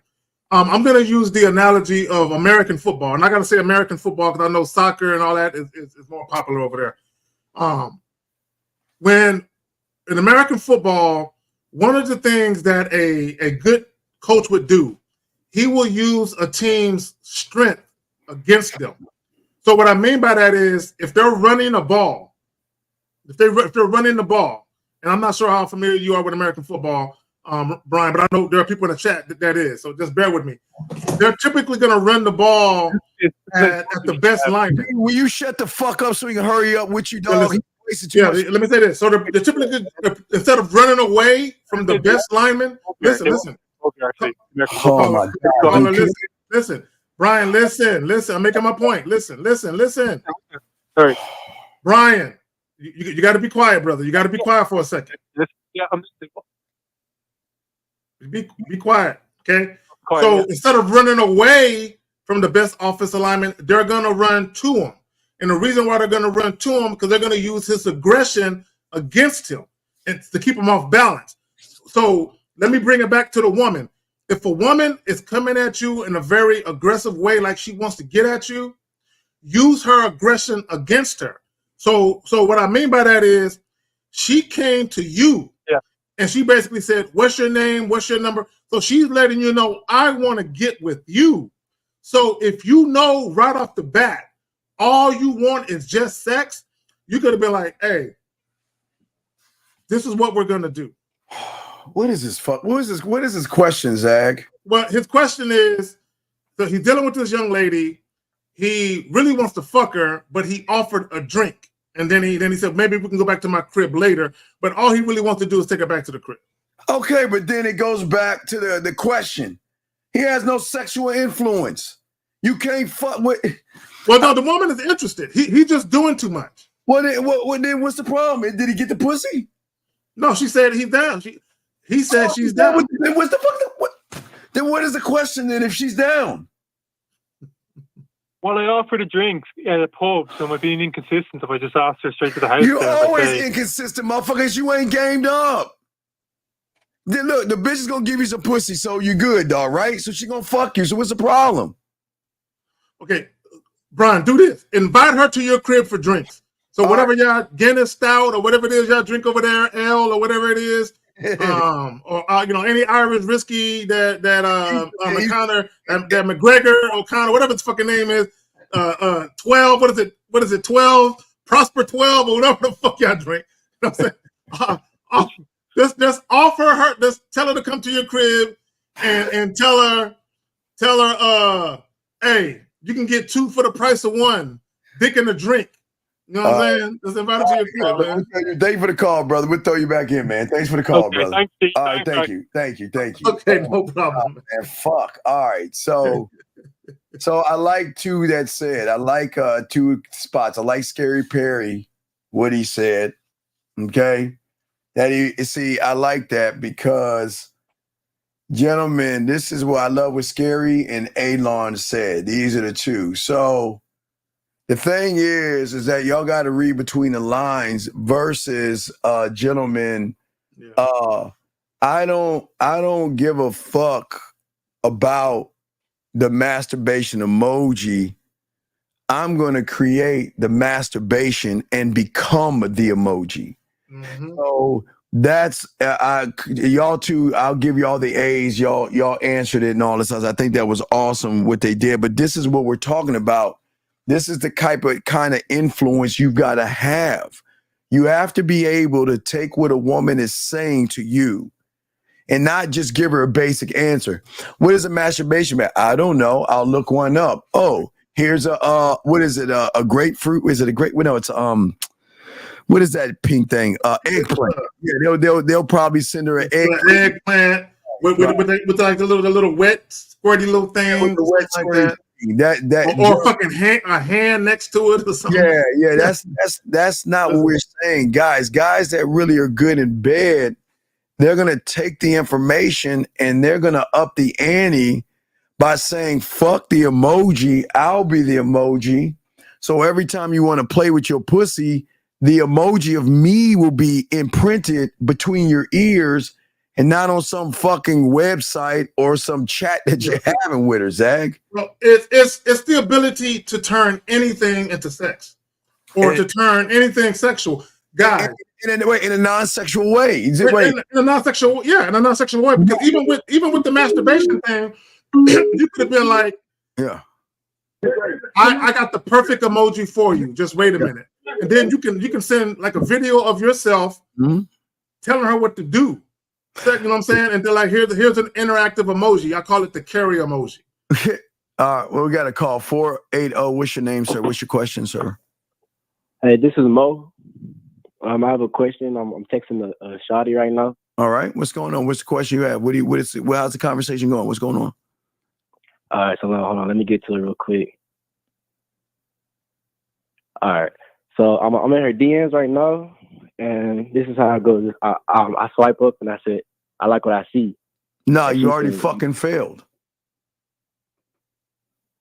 All right. So why the fuck? Why did you say that? Do you know you're the 100,500,000? Do you understand? Do you think you're the only man that's saying that goofy ass pickup line? Nah, definitely not. So then why would you say some silly? What did I tell you is the greatest pickup line in the world? My name is. God damn it! Then why didn't you use it, young man? Yeah, I should have done that. It's the greatest pickup line known to man because nobody's using it. Nobody's using it like that. Too much. I was thinking too much. No, you're not thinking at all, young man. This is simple. So come on. Okay, let's get to the net brass tacks. Give me the last thing she said that you want help on. What did she say? Well, I was really trying to figure out how to end the conversation. Okay, listen, let's try this before I hang this fucking phone up. What is the last thing she said, sir? So we can help you. What did she say? She said she's out the country. That was the last thing she said. So what do you want with a woman that's out the country? What do you want? Well, I'm just trying to practice my texting game. By saying what? What's the move? Where do you want to take it? I didn't have a destination. Okay, sir. Okay, y'all gotta. Okay, listen, young man. How old are you, young man? 18. Okay, it's okay. I'm not mad at you. It's okay, young man. Listen. I'm a little upset, but I mean, I've known this since fucking 13 or 14. I just don't understand y'all. Everything that I say, I'm gonna say Zag, Miles, Lucario, Fifth, Dre, all the fellas.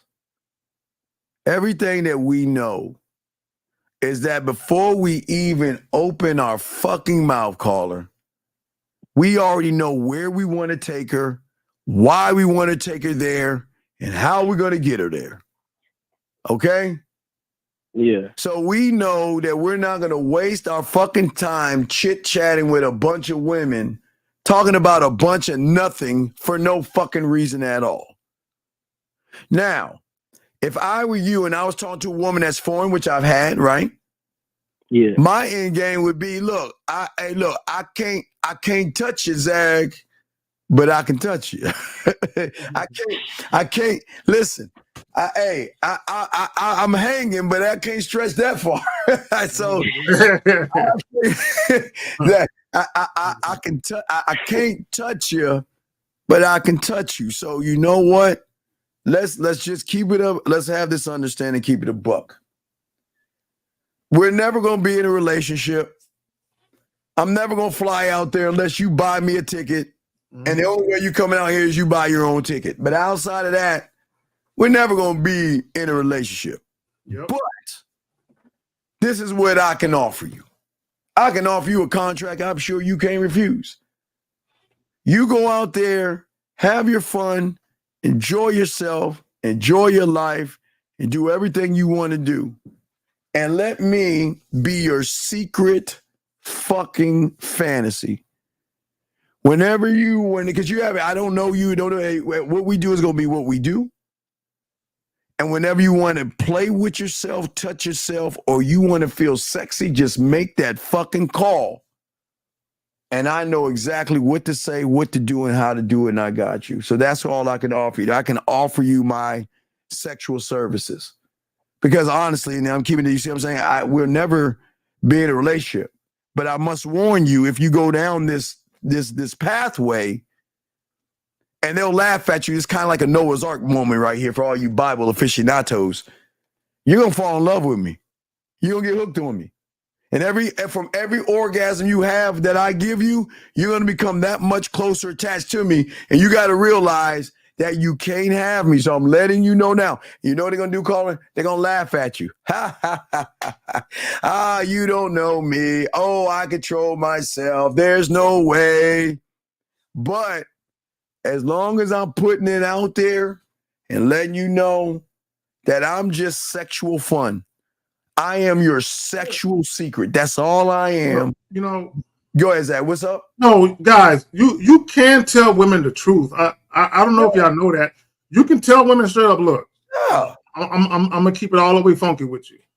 I'm not gonna be your next boyfriend. What I will be is your next lover. I can assure you of two things. We're gonna have pleasurable, memorable experiences that you'll never forget. Now, wait, Zach, hold on. Zach, I have to put an asterisk. Please understand, if you cannot fuck and you ain't got a mouthpiece and you can't make her play with a pussy with your words, please don't say that shit. You'll get blocked. You gotta make sure that you are laced up in this game to be able to say that, because only the ones that are good in bed can say this kind of shit. Because if you say this shit, you know what the woman gonna say? Like the ones that fuck up Zach, that use our stuff, back it up. Mm-hmm. You talking all this good game, back it up. Like, you know what they're gonna say, Steve? You cute, but you ain't that cute. Right. They're gonna say some shit like that. You cute, but you ain't that cute. That I'm saying. So you let her know this is what I am, this is what I want to be, and then they'll reach out to you, young man. You see what I'm saying? Yeah. But I'm saying you could be her secret, but you have to have the game enough to show her that I can be your sexual secret. I can be that guy that is going to turn you on and turn you out. You just have to accept the terms and realize that you just have to accept the terms and shit. You see what I'm saying? Yeah. So let me show you. Let me give you an example. All right, let me see if I can show y'all this example. Show you long-term, long distance. All right, see? I love to watch you from a distance. On break at work, I was thinking warmly, thinking deeply, thinking something about that smile when I saw your video, your face, your podcast with your friends. Hey, and this is so I think she's from Poland or some shit like that. But what I'm saying to you, caller, is that when you had a game, you can rent out your services, dog. You can say, look, we're never gonna be. We can make something happen, but you just gotta you can't, guys. One of the things you gotta do is you can't give women false hope. Yeah, man. Now, when you deal with enough women, you're gonna tell them what it is. And Steve, women are hard-headed. Women are very stubborn, Steve. So sometimes you'll let women know what it is, and they might still fall for you. But you're as a man, you have to do your due diligence and don't give women false impressions or mislead them anyway. You always got to mitigate the situation. Renee, I'm not sure what you said. You're not Carrie. I'm not sure what you're talking about. Yeah, so you're not, man. So what we're saying to you is that this is why you don't waste your time. See, your time is wasted because you don't have any influence to show the woman that, damn, I don't know who that motherfucker is, but I love what he's talking about. You see what I'm saying, young man? Yeah, I see what you're saying. So what I'm saying to you is that, look, go ahead and offer your services. I mean, you don't know what you're doing yet, but just go ahead and offer your services to her, dog. That's the only thing you can do. We will never be together. We'll never have a relationship. But you know what? When you want to have some sexual fun, some sexual conversations, or some late night rendezvous while you're naked in bed, just let me know. And I got you. But, Renee, I got you, baby girl. I got you. You okay, caller? So we'll throw you in. So you got that, big dog? Yeah, I got you. I appreciate it. All right, respect, man. We lace y'all with nothing but game, man. Nobody's teaching y'all this stuff, guys. We giving y'all stuff. Well, let me say this real quick, because I want guys to understand something. I want guys to really, really think about something. How you view yourself, it's not always going to be in alignment with how women view you. Ooh. Okay, I need guys, let me say that shit again. How you view yourself is not always going to be in alignment with how women view you. The mistake that a lot of guys make is, especially young guys, because you've been told you're handsome, you're cute, or whatever the fuck it is, you automatically assume because women think you're visually or aesthetically cute, for a lot of you guys, you're confused by that because you're like, this should equate to sex. What's happening? And what's going on is you guys look at women a different way than women look at you, meaning, guys, especially when you're younger, when you think a woman is attractive, you automatically want to fuck her most of the time. For women, that's not the case. A woman can think a man is handsome and never think about sex at all. For most guys cannot think about a woman being gorgeous or beautiful without thinking about sex at some point. So what happens is, because women told you you're cute or handsome or whatever, you view yourself a certain way, and women don't view you that way.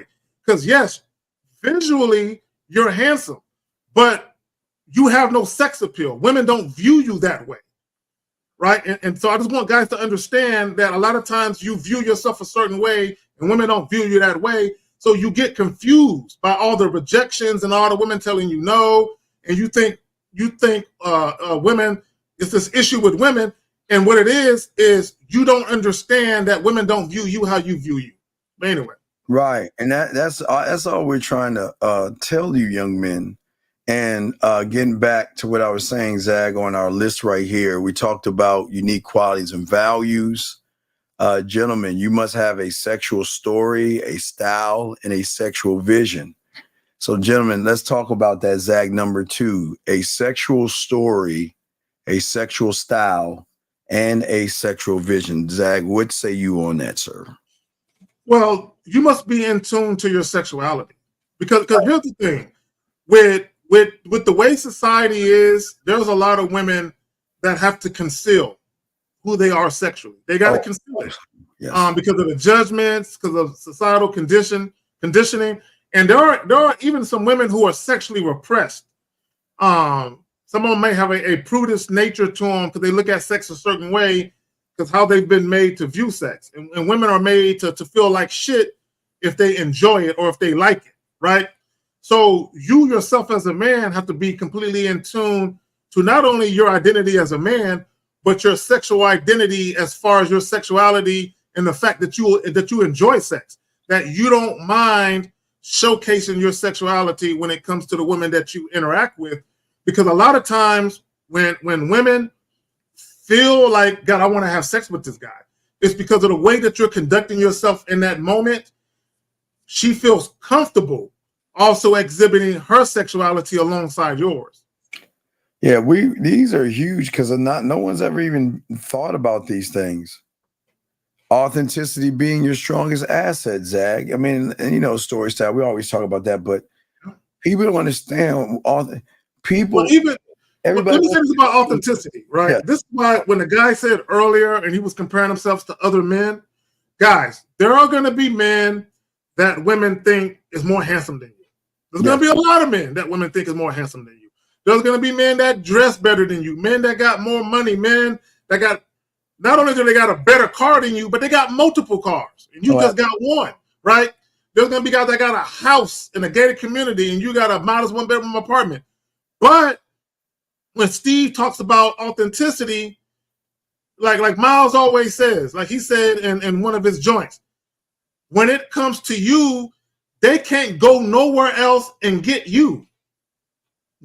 You're the only one of you. So the type of experience you bring a woman, if a woman is really into that particular experience with you, she can't go nowhere else to get it. Yes, she can go somewhere else with another guy, and he can take her to Jamaica, the Bahamas, or whatever, and she can have a better trip with him. But there's still an experience she can only get with you. I need you guys to understand that. No, that's exactly right. But it's still the biggest issue that so many of you guys are having. See, unfortunately, for many of you young men, the reason why you're always comparing yourself to another man is because you don't see yourself as the man. There is no motherfucker that has game that will never put himself up against anybody except the man in the mirror. And if you guys out here continue to keep looking at other men to define who you are, then you are not authentic whatsoever to a woman. We have a question right here. So, Steve, it's about first becoming the need within myself first, and then I get that need in myself through having Jay, okay.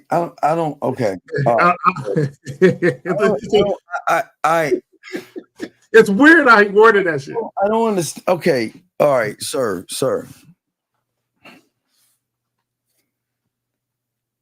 What you getting right here from the things I'm showing you in the presentation are so deep, the crumbs are so deep.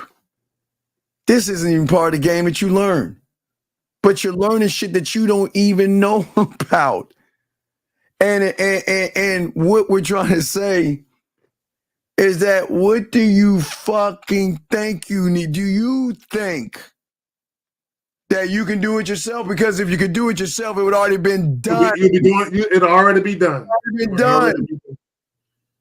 So if you've been doing the same thing over and over again and it hasn't changed, don't you think that maybe I need to push aside the ego, the self-importance, empty my cup, and be willing to learn shit I don't even know? Because what I've just showed you guys, y'all don't know nothing about this shit because I'm giving you a glance at some shit. Y'all don't know about any of this shit right here. Steve, let me say. I want to say this real quick. I'm gonna pass it right back to you. You got it, brother. I don't know if you remember, and I'm gonna tell you guys why I'm mentioning this once I remind Steve. A couple months back on the Real Game No Theory joint, I don't know if you remember, but I asked all of you guys individually. I said, Steve, are you the flyest motherfucker on this podcast with the most game? You said, yep. I asked 50, are you the flyest motherfucker on this podcast with the most game? He said, yep. I asked every guy, were they the flyest motherfucker with the most game? And all of them said, I am. And the point I want to make with that is, although we all respect each other immensely as men, we respect each other. At the end of the day, we think we that dude. I'm that dude. You're so. And if you was, real quick, and if you didn't think that way, we wouldn't be fucking with you. Exactly. So it don't matter who got the biggest following, who got this going on, who got whatever going on. We think we that dude. We can be by ourselves or in a group full of men. We still think we that motherfucker. Period. It's okay, gentlemen. To help you out, well, my sci-fi aficionados out there, that I'm a geek. So all my geeks out there, y'all will understand what I'm talking about. It's just like Game of Thrones, right? Every kingdom has its own king who rules his land. So Game of Thrones, there's seven kingdoms, and every kingdom has its own king, meaning he's the ruler of his said area. It's the same thing. The only difference is that Zach comes off of his mountain of ass and titties, and I come off of my mountain of ass and titties. Fifth comes off of his, Lucario comes off of his, Dre and Miles. We all come off our own mountains of ass and titties, and we sit at this table and we give y'all guys game. And then once it's all said and done, we go back. We go back. Break the fuck off. We go back. See, sometimes we have private conversations at our own place of mountain and titty that we talking about what the fuck we doing with our day. Hey, man, Hey, Steve, what's going on with you? Hey, man, I've been chilling. I've been going on. And then when we talk to each other behind the scenes, we talking how we walk it, and we walk it how we talk it. But go ahead, Phil. So let me show you. He doesn't understand. So let me help you, young man. Hold on. Let me see if I can show you this shit, because I don't think you understand the point I'm trying to make. So let me see if I can lace you with this motherfucking game here. Hold on a second. Let me see if I can lace you with this shit. Let me see if I can. Hold on. Wait. Hey, Levita. Hold on. I didn't do it yet. Hey, gentlemen. Thank you, Levita. Hey, girl, appreciate you, Levita. Guys, let's take a moment. I'm sorry I missed it. All you women, it was 11:11. Go ahead and make your dick wish. Go ahead, take your time, ladies. Hey, Levita, thank you. Hey, Levita, I appreciate you. Hey, Levita, next time, give me a heads up because I wasn't paying attention. So, all you ladies, Levita just put it out there. It's 11:11. So now it's time for you ladies to gather around and make your dick wishes, ladies. Go ahead and take your little dildo out and rub it and make that dick wish. And I'm sure your wishes will come true. Thank you, Levita. We appreciate that. I was a minute off, but I apologize, okay? Thank you, Levita. We appreciate it, Elle. We appreciate it, girl. I'm sorry, ladies. You know, I told all the ladies at 11:11 when the woman brings that shit up, I'm going to call it the dick wish time, because I guess that's when they make their wishes and shit. So that's like the second or third time I've seen her come in and do that. I never knew what that was for. Yeah, I think that's her making a dick wish. But hold on, let me show a young man. So before we answer Rick's question, so if you look at the Game of Thrones, what you see, this is what we're trying to show you. See all those little houses? All those little things are houses, all right? And every house is its own kingdom ruled by its own king, sir. That's what we're trying to explain to you for all my geek aficionados. But let's get to this question right here. Guys, you got a question, put a Q or call in. We appreciate you guys. Ricky says, when a woman doesn't follow your lead, but later does follow your lead, do you still drop her? Well, sir. So let me explain something to you. Ricky, the answer to you is absolutely, unequivocally no, even if you're at game. Ricky, you don't have a program. See, y'all guys don't understand. Okay, I think we got to keep telling y'all, listen. And I think Zach says the best strictly on our terms program. So if you don't have a program, you cannot hold women accountable to anything if she's not on your roster and following you. Here's the problem, Ricky. You don't have a program. No, you don't. He said I do. No, you don't. No, you don't. Let me say this real quick, Steve, while this is on my mind. Guys, women typically mirror men. Okay, let me explain what I mean. Women typically mirror men in this regard. If you're inconsistent, they're going to be inconsistent. If you're consistent, they're going to typically reciprocate that same energy. So if you're saying that a woman didn't follow your lead, but later on she did, what she is showing you is that she's inconsistent in being compliant. So that means you're an inconsistent leader. Let me show y'all why we undefeated here, dog. Let me show y'all why we undefeated. Nigga, if what you're saying is true, then why the fuck are you asking this bitch ass question then, man? If you got the best program in the world, motherfucker, why are you asking this bitch ass question right here, dog? So, Ricky, I think you need to shut your fucking ass up and listen to what the fuck we saying and stop acting like you more than you not, motherfucker. Because motherfuckers who have game don't ask this asinine, feminine ass shit, bitch. So shut your fucking ass up. Let us continue. DP, what does he say?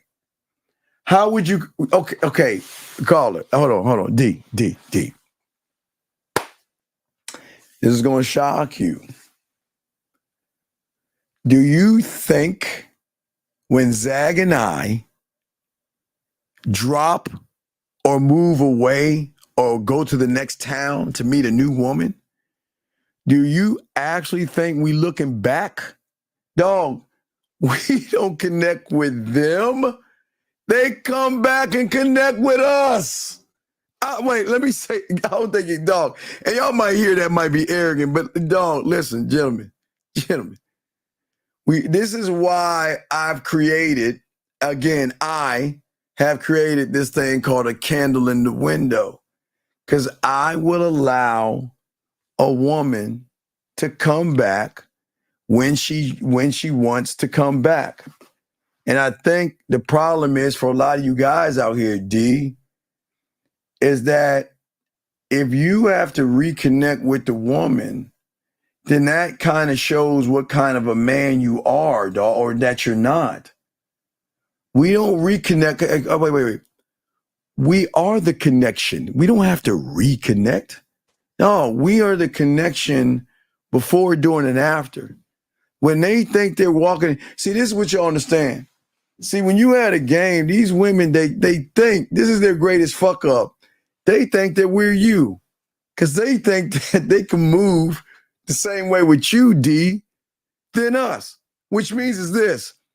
She thinks, see, with you, they'll leave your ass alone knowing that you'll crawl your little ass back.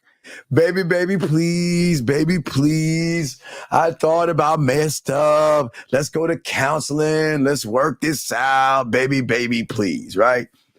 And they expect us to do the same thing. And they looking at their watch and saying, damn, this motherfucker hasn't mentioned me, talked about me, or anything like that. So you know what? Fuck him. Hey, gentlemen, what is the worst thing I told you about a drug? Go cold turkey. And when you with a man, they go cold turkey thinking that, look, I don't need that motherfucker. Carrie's that. Hey, fuck Carrie. Hey, guys, listen to what I'm saying to you. Carrie knows the fuck I'm talking about. They're saying, fuck Carrie. I don't need that motherfucker. I've got Ronnie, Bobby, Ricky, and Mike. If I let the girl cares, you're like, cool it now. I got all these guys. Fuck Carrie. I don't need him. I don't need to think about him. And then guess what happens? She starts to get this feeling of, damn, I wonder what Carrie's doing. Damn, you know what? Man, I remember this. Man, I saw that and damn, that reminds me of Carrie. I wonder if Carrie's thinking about me.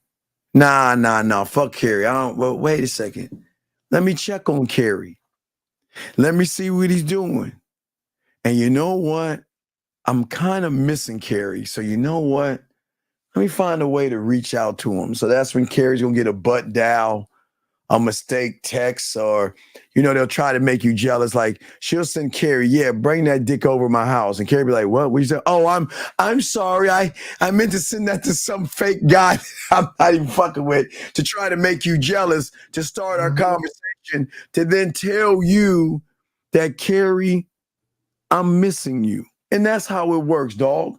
We don't fucking run. Zach, I'll give it to you, but I don't think you understand the game, dog. No motherfucking man runs behind the wall. You fucking with me? We're the pro. I'm sorry. We tell you guys all the time. Fuck. Stop reaching back in time. You do not reach back in time. Now, if a woman from your past, whether it's months ago, years ago, if she wants to reach back in time, depending on what happened between you guys. Now, I would say this. If you guys had any negativity between you two, any drama, toxicity, any disrespect, you don't rekindle the flame on that. Okay? You don't recycle that situation. You leave those women alone. Yeah. But if it was an amicable thing, like a chick you was fucking with, and she wanted a boyfriend, but you said, nah, girl, I can't be that. But she went and thought she found a guy that wanted to be that. Then 7 months later, she realized, he's a piece of shit. And she want that old thing back. You know what I'm saying? Like Steve say, leave a candle in the window. Yeah, but that's them coming to you, basically trying to rekindle that. And you just make a decision. So, Chief, before I ban you from this room, don't ever fucking disrespect us like that. We always talk about safety.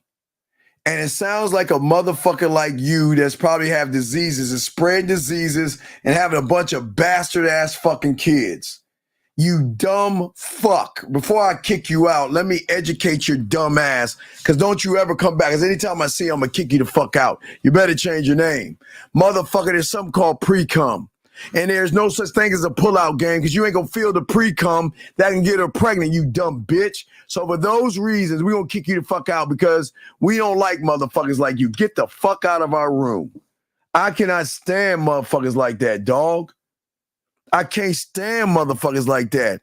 Because you're I'm not even like why would we even indulge in telling you guys to have unprotected sex? And like that's goofy. What a benefit would be for us to do that when you're not only going to catch a disease, but you're going to transfer a disease. Yeah. We come on, man. Look, let me say this real quick. Let me say this, Steve. Regardless of what people think about us, we are responsible with the shit that we talk about. Responsible. This is why when the guy told us, or told Steve rather, he was 17, we had to let him go. We don't talk to minors. You know what I'm saying? We're responsible with our information. We get on, number one, we get on you guys for cheating. We get on you guys for lying to women and being deceptive. When guys call in and we find out they've been having unprotected sex with these women that he just met, we get on their asses. Oh, come on, man. Yeah, that ain't cool, man. Because again, we don't, because y'all will be the first, y'all will be the first ones to bitch about women. Y'all be the first ones to talk about fucking family court. You'll be the first ones to call women ain't shit. And then what's so worse about you little bitch ass motherfuckers, y'all talk about single mothers when you bitches create them motherfuckers. Y'all the first one to talk shit about single mothers, and yet you creating the motherfuckers and shit, man. Get the fuck out of here with that shitty ass shit. I'm sorry. No, they come from one. Yeah, Create you one. most of them come from single mother, which is crazy. That's crazy. But again, gentlemen, this is what we're talking about, the brand, man. This is what we talk about, the game, y'all guys. This is why it's hard for y'all guys to get women to be attracted to you. Because all y'all think about is getting some pussy, nutting up in a woman, and going about your business. Which is telling the woman that you only have any fun. Man, you're not safe. You are not safe. Y'all need to treat y'all seed like a pink diamond the size of a fucking ostrich egg. Has anyone ever seen a pink diamond the size of a fucking ostrich egg? I'm just saying. Have you? That's how rare your nut need to be. You know what I'm saying? Where a woman can feel that shit dripping out of her. You know what I'm saying? That's how rare it need to be. A pink diamond the size of a fucking ostrich egg. Come on. Yes. Guys, got questions? Go ahead, call in. Got a question, please? But then we'd like to talk to you. 215, what's your name? What's your question, sir? What's up?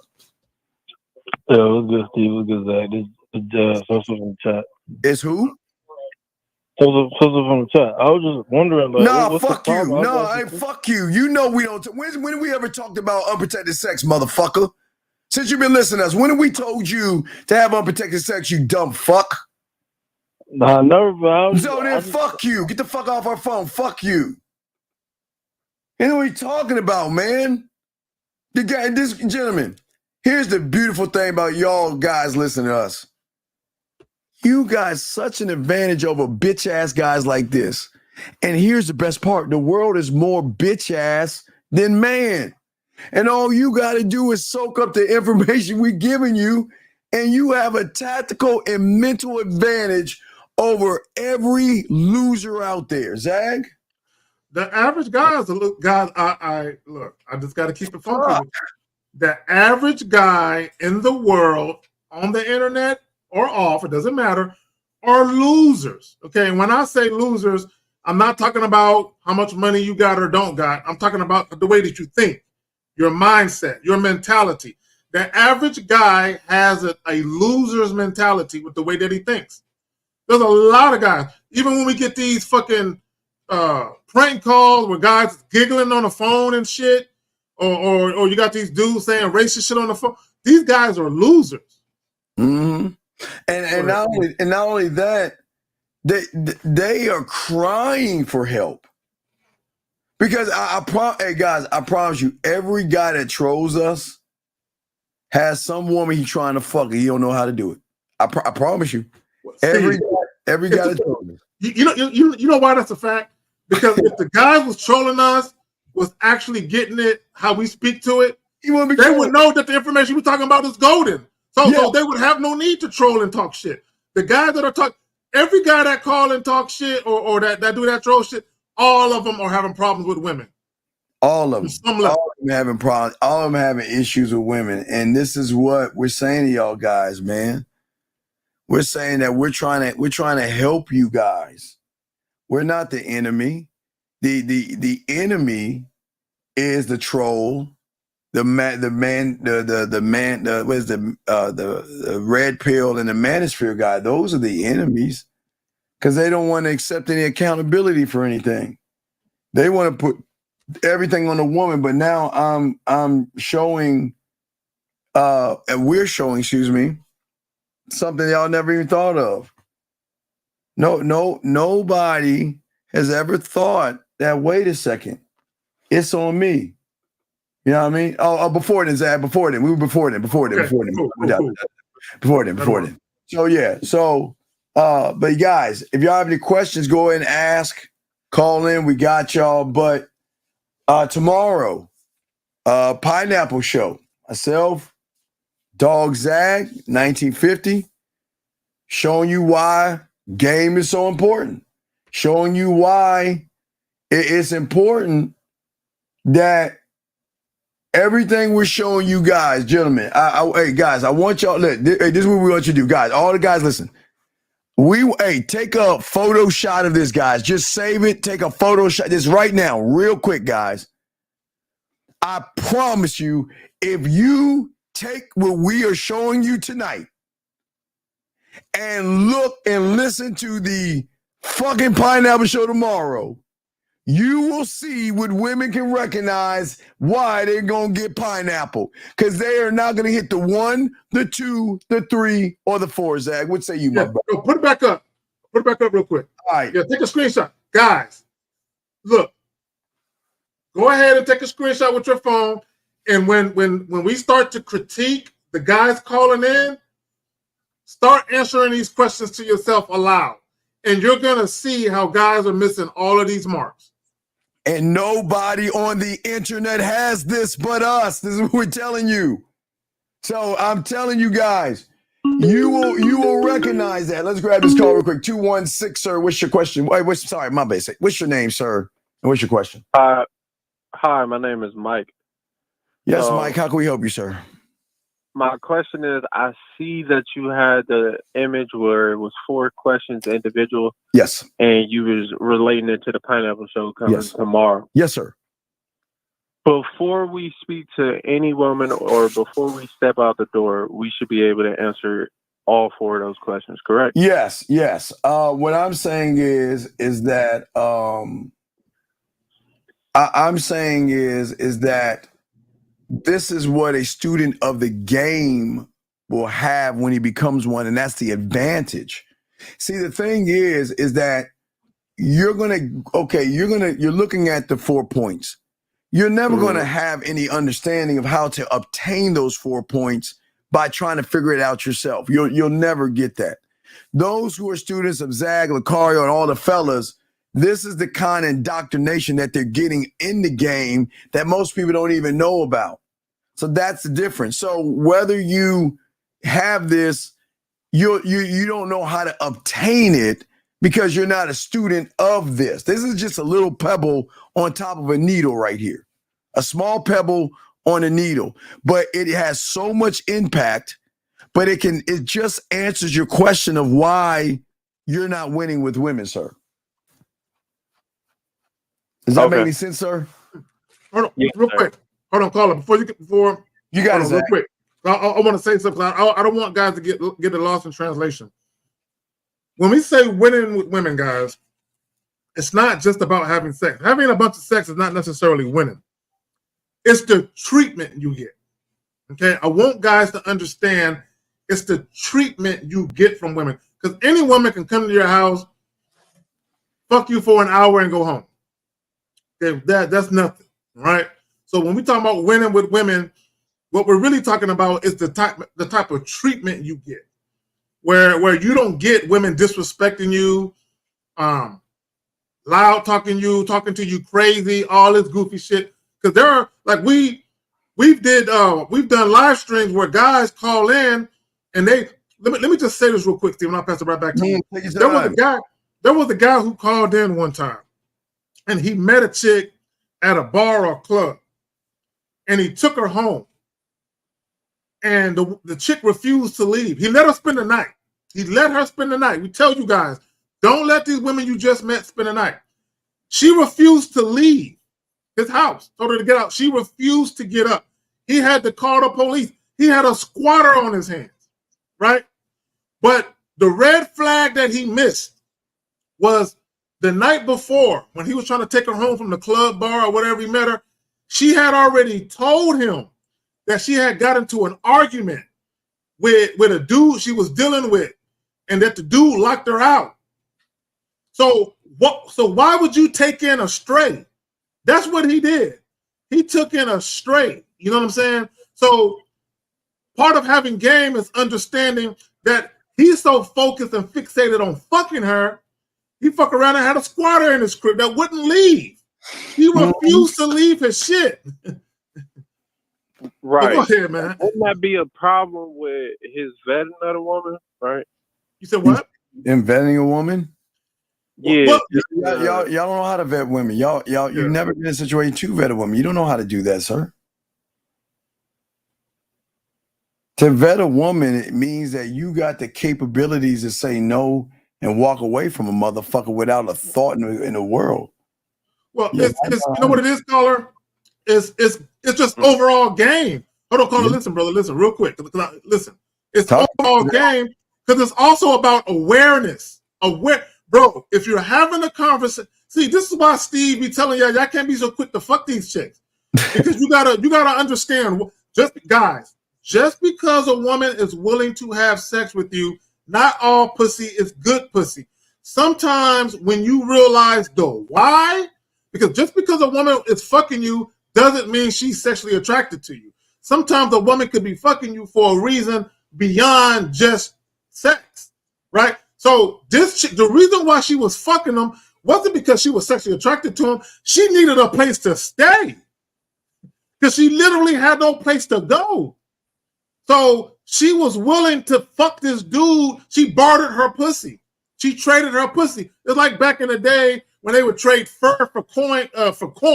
Hey, we got some corn. We got some corn. You got some food. We got some fur. We hungry. You cold. Let's trade, right? So basically, she said, I know your goofy ass wants some pussy. I need a place to sleep, nigga. I'll trade you some pussy. Because I know that's all you goofy niggas want. I'll trade you some pussy for a warm bed to sleep in. That's what she did. So how do you determine shit. I don't want no squatter. How do you determine what? So Zach said but Carl, you don't have any leadership capabilities right now, big guy. Your determination becomes it's leadership, dog. Okay. You see what I'm saying? Does that make any sense? Not really. Could you elaborate a little bit more? Okay. Well, okay. You're talking about determination and all this other stuff. You're thinking about the woman, dog. We ain't even thinking about the woman. Listen, when you have game, you can tell women that are cool and ones that waste your fucking time. Pretty quickly. So you don't have to make any determinations. You got so many motherfucking women, man. You just don't give up. It's like shit. Is that we always talk about ass versus task? You know, something I talked about before. Right. If you can't do what I'm asking you to do, then find somebody else. You're wasting my time, right? And you gotta be bold enough to ask for what you want, right? And if you ask for what you want and she can't give you what you want, then she ain't the right one for you. Oh, okay. I see what you're saying. You see what I'm saying? My original question that I was gonna ask is, I just had a brain fart, but you answered it. Thank you. Okay, sir. We appreciate the call, man. Thank you very much. Okay, very good call. Very good question. Appreciate it. All right, respect, man. Respect. Let me go in through here, man. There was a good call today, man. Very good calls. Very good calls. Guys, got questions? Let's see here. Let me see if I got all the questions here. Our girl says, don't get mad because it's off topic, fam. Sharon, you posted that. Girl, stop posting that shit. We already know. That's football teasing. Don't tease us. Stop teasing. Yeah, don't. That's like a guy playing around the clit. You know what I'm saying? Yeah, don't do that to us. Playing around the clit. You stroking a football clit. Don't do that to us. You know how many nerve endings is in a football clit? Don't you dare play with that. Exactly. Playing around the clit, and right before she busts a nut, you just get up and walk away. You're right. Don't do that. Don't do that, baby girl. Don't. That's not nice. Yeah. Don't do that. Yeah. Let me say this, guys. For all you men that are watching, we're all heterosexual men. We love women. Love sex. Yeah. That's an understatement. But guys, there are way more things that a woman has to offer than just her hole. Okay. And I want guys to understand that. So if all you guys want is sex, that's cool. But I'm just letting you know, 9 times out of 10 they won't. Right. But there are way more things than a woman. And I'm not talking about marriage, relationship. Now, if you want those things, then by all means get them. But I'm not necessarily talking about that. I'm just talking about you guys. You can have a relationship with a woman that's more than sex, but not quite a relationship, but it's still a beautiful thing. It's still a beautiful thing if you know what you're doing and you actually know how to fucking lead and direct shit. Always, man. It's a beautiful thing. Last go round of questions, gentlemen. But as we said before, without what we're showing you guys, you will never ever be able to create a desire and an attraction. You're always going to have and fall short with women. So you can never sit and listen to us. You can never say, well, what's the problem? She's not the problem. She is not the problem. The problem is you got to know and learn what to do. And once you learn and know what to do, you have a better chance at this shit, Zach. They'll have a better chance at this. Well, and it comes down to this. So when we talk about the science behind desire, understanding, attraction, there's a lot of moving parts. There are some complexities to it, and then there are some simplicities to it. I would say this: awareness is huge. A lot of guys lack awareness, meaning how you conducting yourself in that moment, and also the things that you're doing that's causing you to have unfavorable situations. And then the things that you're doing that are actually working in your favor. How do you take that? How do you take that, bottle that shit up like some cologne, and spray that shit on you? So every time you leave the house, you can replicate that type of situation. Part of it is knowing who the fuck you are. When Steve has the joints, do you know who you are? What about you would make a woman want to spend time with you? What about you would make a woman want to fuck you? If you can't answer those questions, then you lack the awareness, the astute awareness, the self-awareness. And if you lack self-awareness, how can you ever be aware of anything that the woman is doing? This is why I want to kick him out, dog. I swear, Zach, this is exactly why I want to. Bitch, did you not just hear what Zach said? Did you not?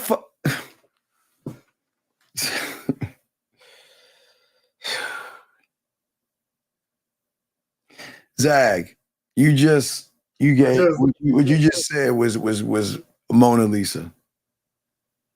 And then this dumb bitch ass motherfucker, you want to ask that question? Bro, everything you spitting at me, dog. I feel like I really feel like kicking you the fuck out this room.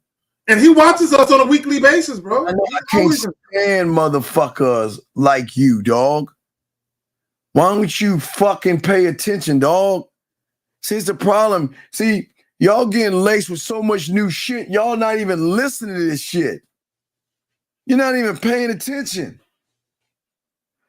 When did we say anything about multiple women? Zach? When did we say anything about multiple women? Wasn't really on that. Never on. We never talked about that. Don't ever say anything in my presence again, or I'm gonna block you. I'm keeping the buck. I'm keeping the buck. Don't. I'm telling you right now, don't. I'm gonna kick you out. Don't ever say anything else in this room, because you on some disrespectful ass shit. Bitch, we told you the difference between 2 and 3. See this shit? Yeah, y'all don't listen, man. Are you serious? See, that's like asking us to stop the class and just deal with it. Exactly. It's like the teacher's like, okay, kids, now we're gonna work on adding and subtracting, and they're passing out the little pamphlets, little kids get, they pass back. And then this dumb motherfucker raised his hand. But Miss Crabtree, you didn't explain how to count, though. I don't understand. And all the kids gonna turn around and look at this dumb motherfucker. Like, we just went through that. That's why he's passing the shit. Where were you at? Oh my God! What the fuck? Zag, tell him what you want. Tell him what's the Zag line? Wait, let me take this down, dog. Come on, Zag. Wait, hold on. Give me a second. You guys, Zag, talk to him. What's here? All right, so manhood is a skillset.com. No, we want to tell the ladies first. The ladies. Oh, my bad. This is why you got to share us. This is exactly why they share us, because y'all motherfuckers, dog. Thank you, ladies, for sharing us. Here you go. Go ahead. All right, go ahead. How do you we wrapping it up? Okay. Yeah. All right.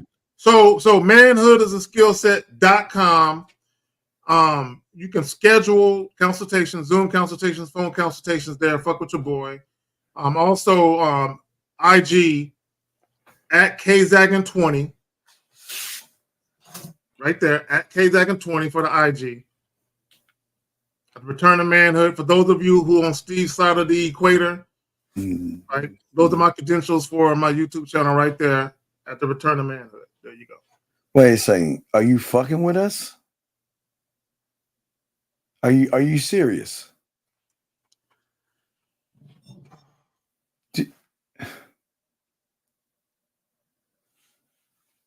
Okay, I got a real quick story, Steve. Let me tell a story. Give me the story, dog.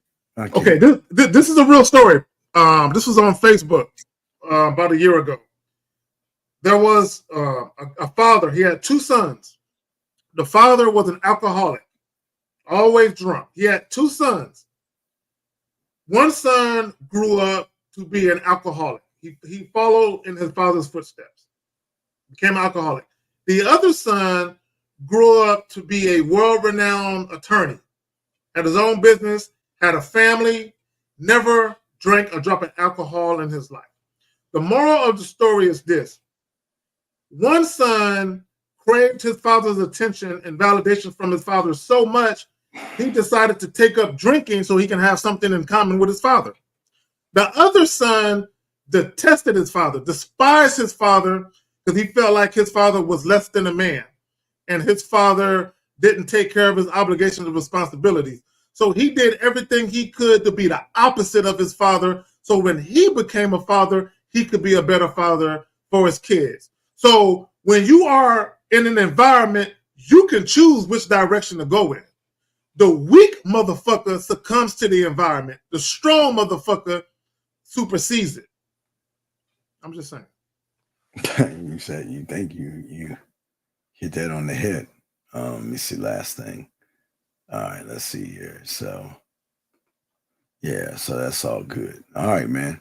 All right, guys. Hey, real game, no theory. I mean, not tomorrow, real game. Pineapple show tomorrow, gentlemen. Pineapple show tomorrow. Myself, Zag, and Fifth. We appreciate you all, guys. Please appreciate yourself. If you need to get at K Zagging, that's his information. You need to get at me. If you want your pathway, gentlemen, you know how to get it. Just send us an email, put pathway. We lock that in, and we roll from that motherfucking point right there. Other than that, guys, you have a good night. We out this bitch.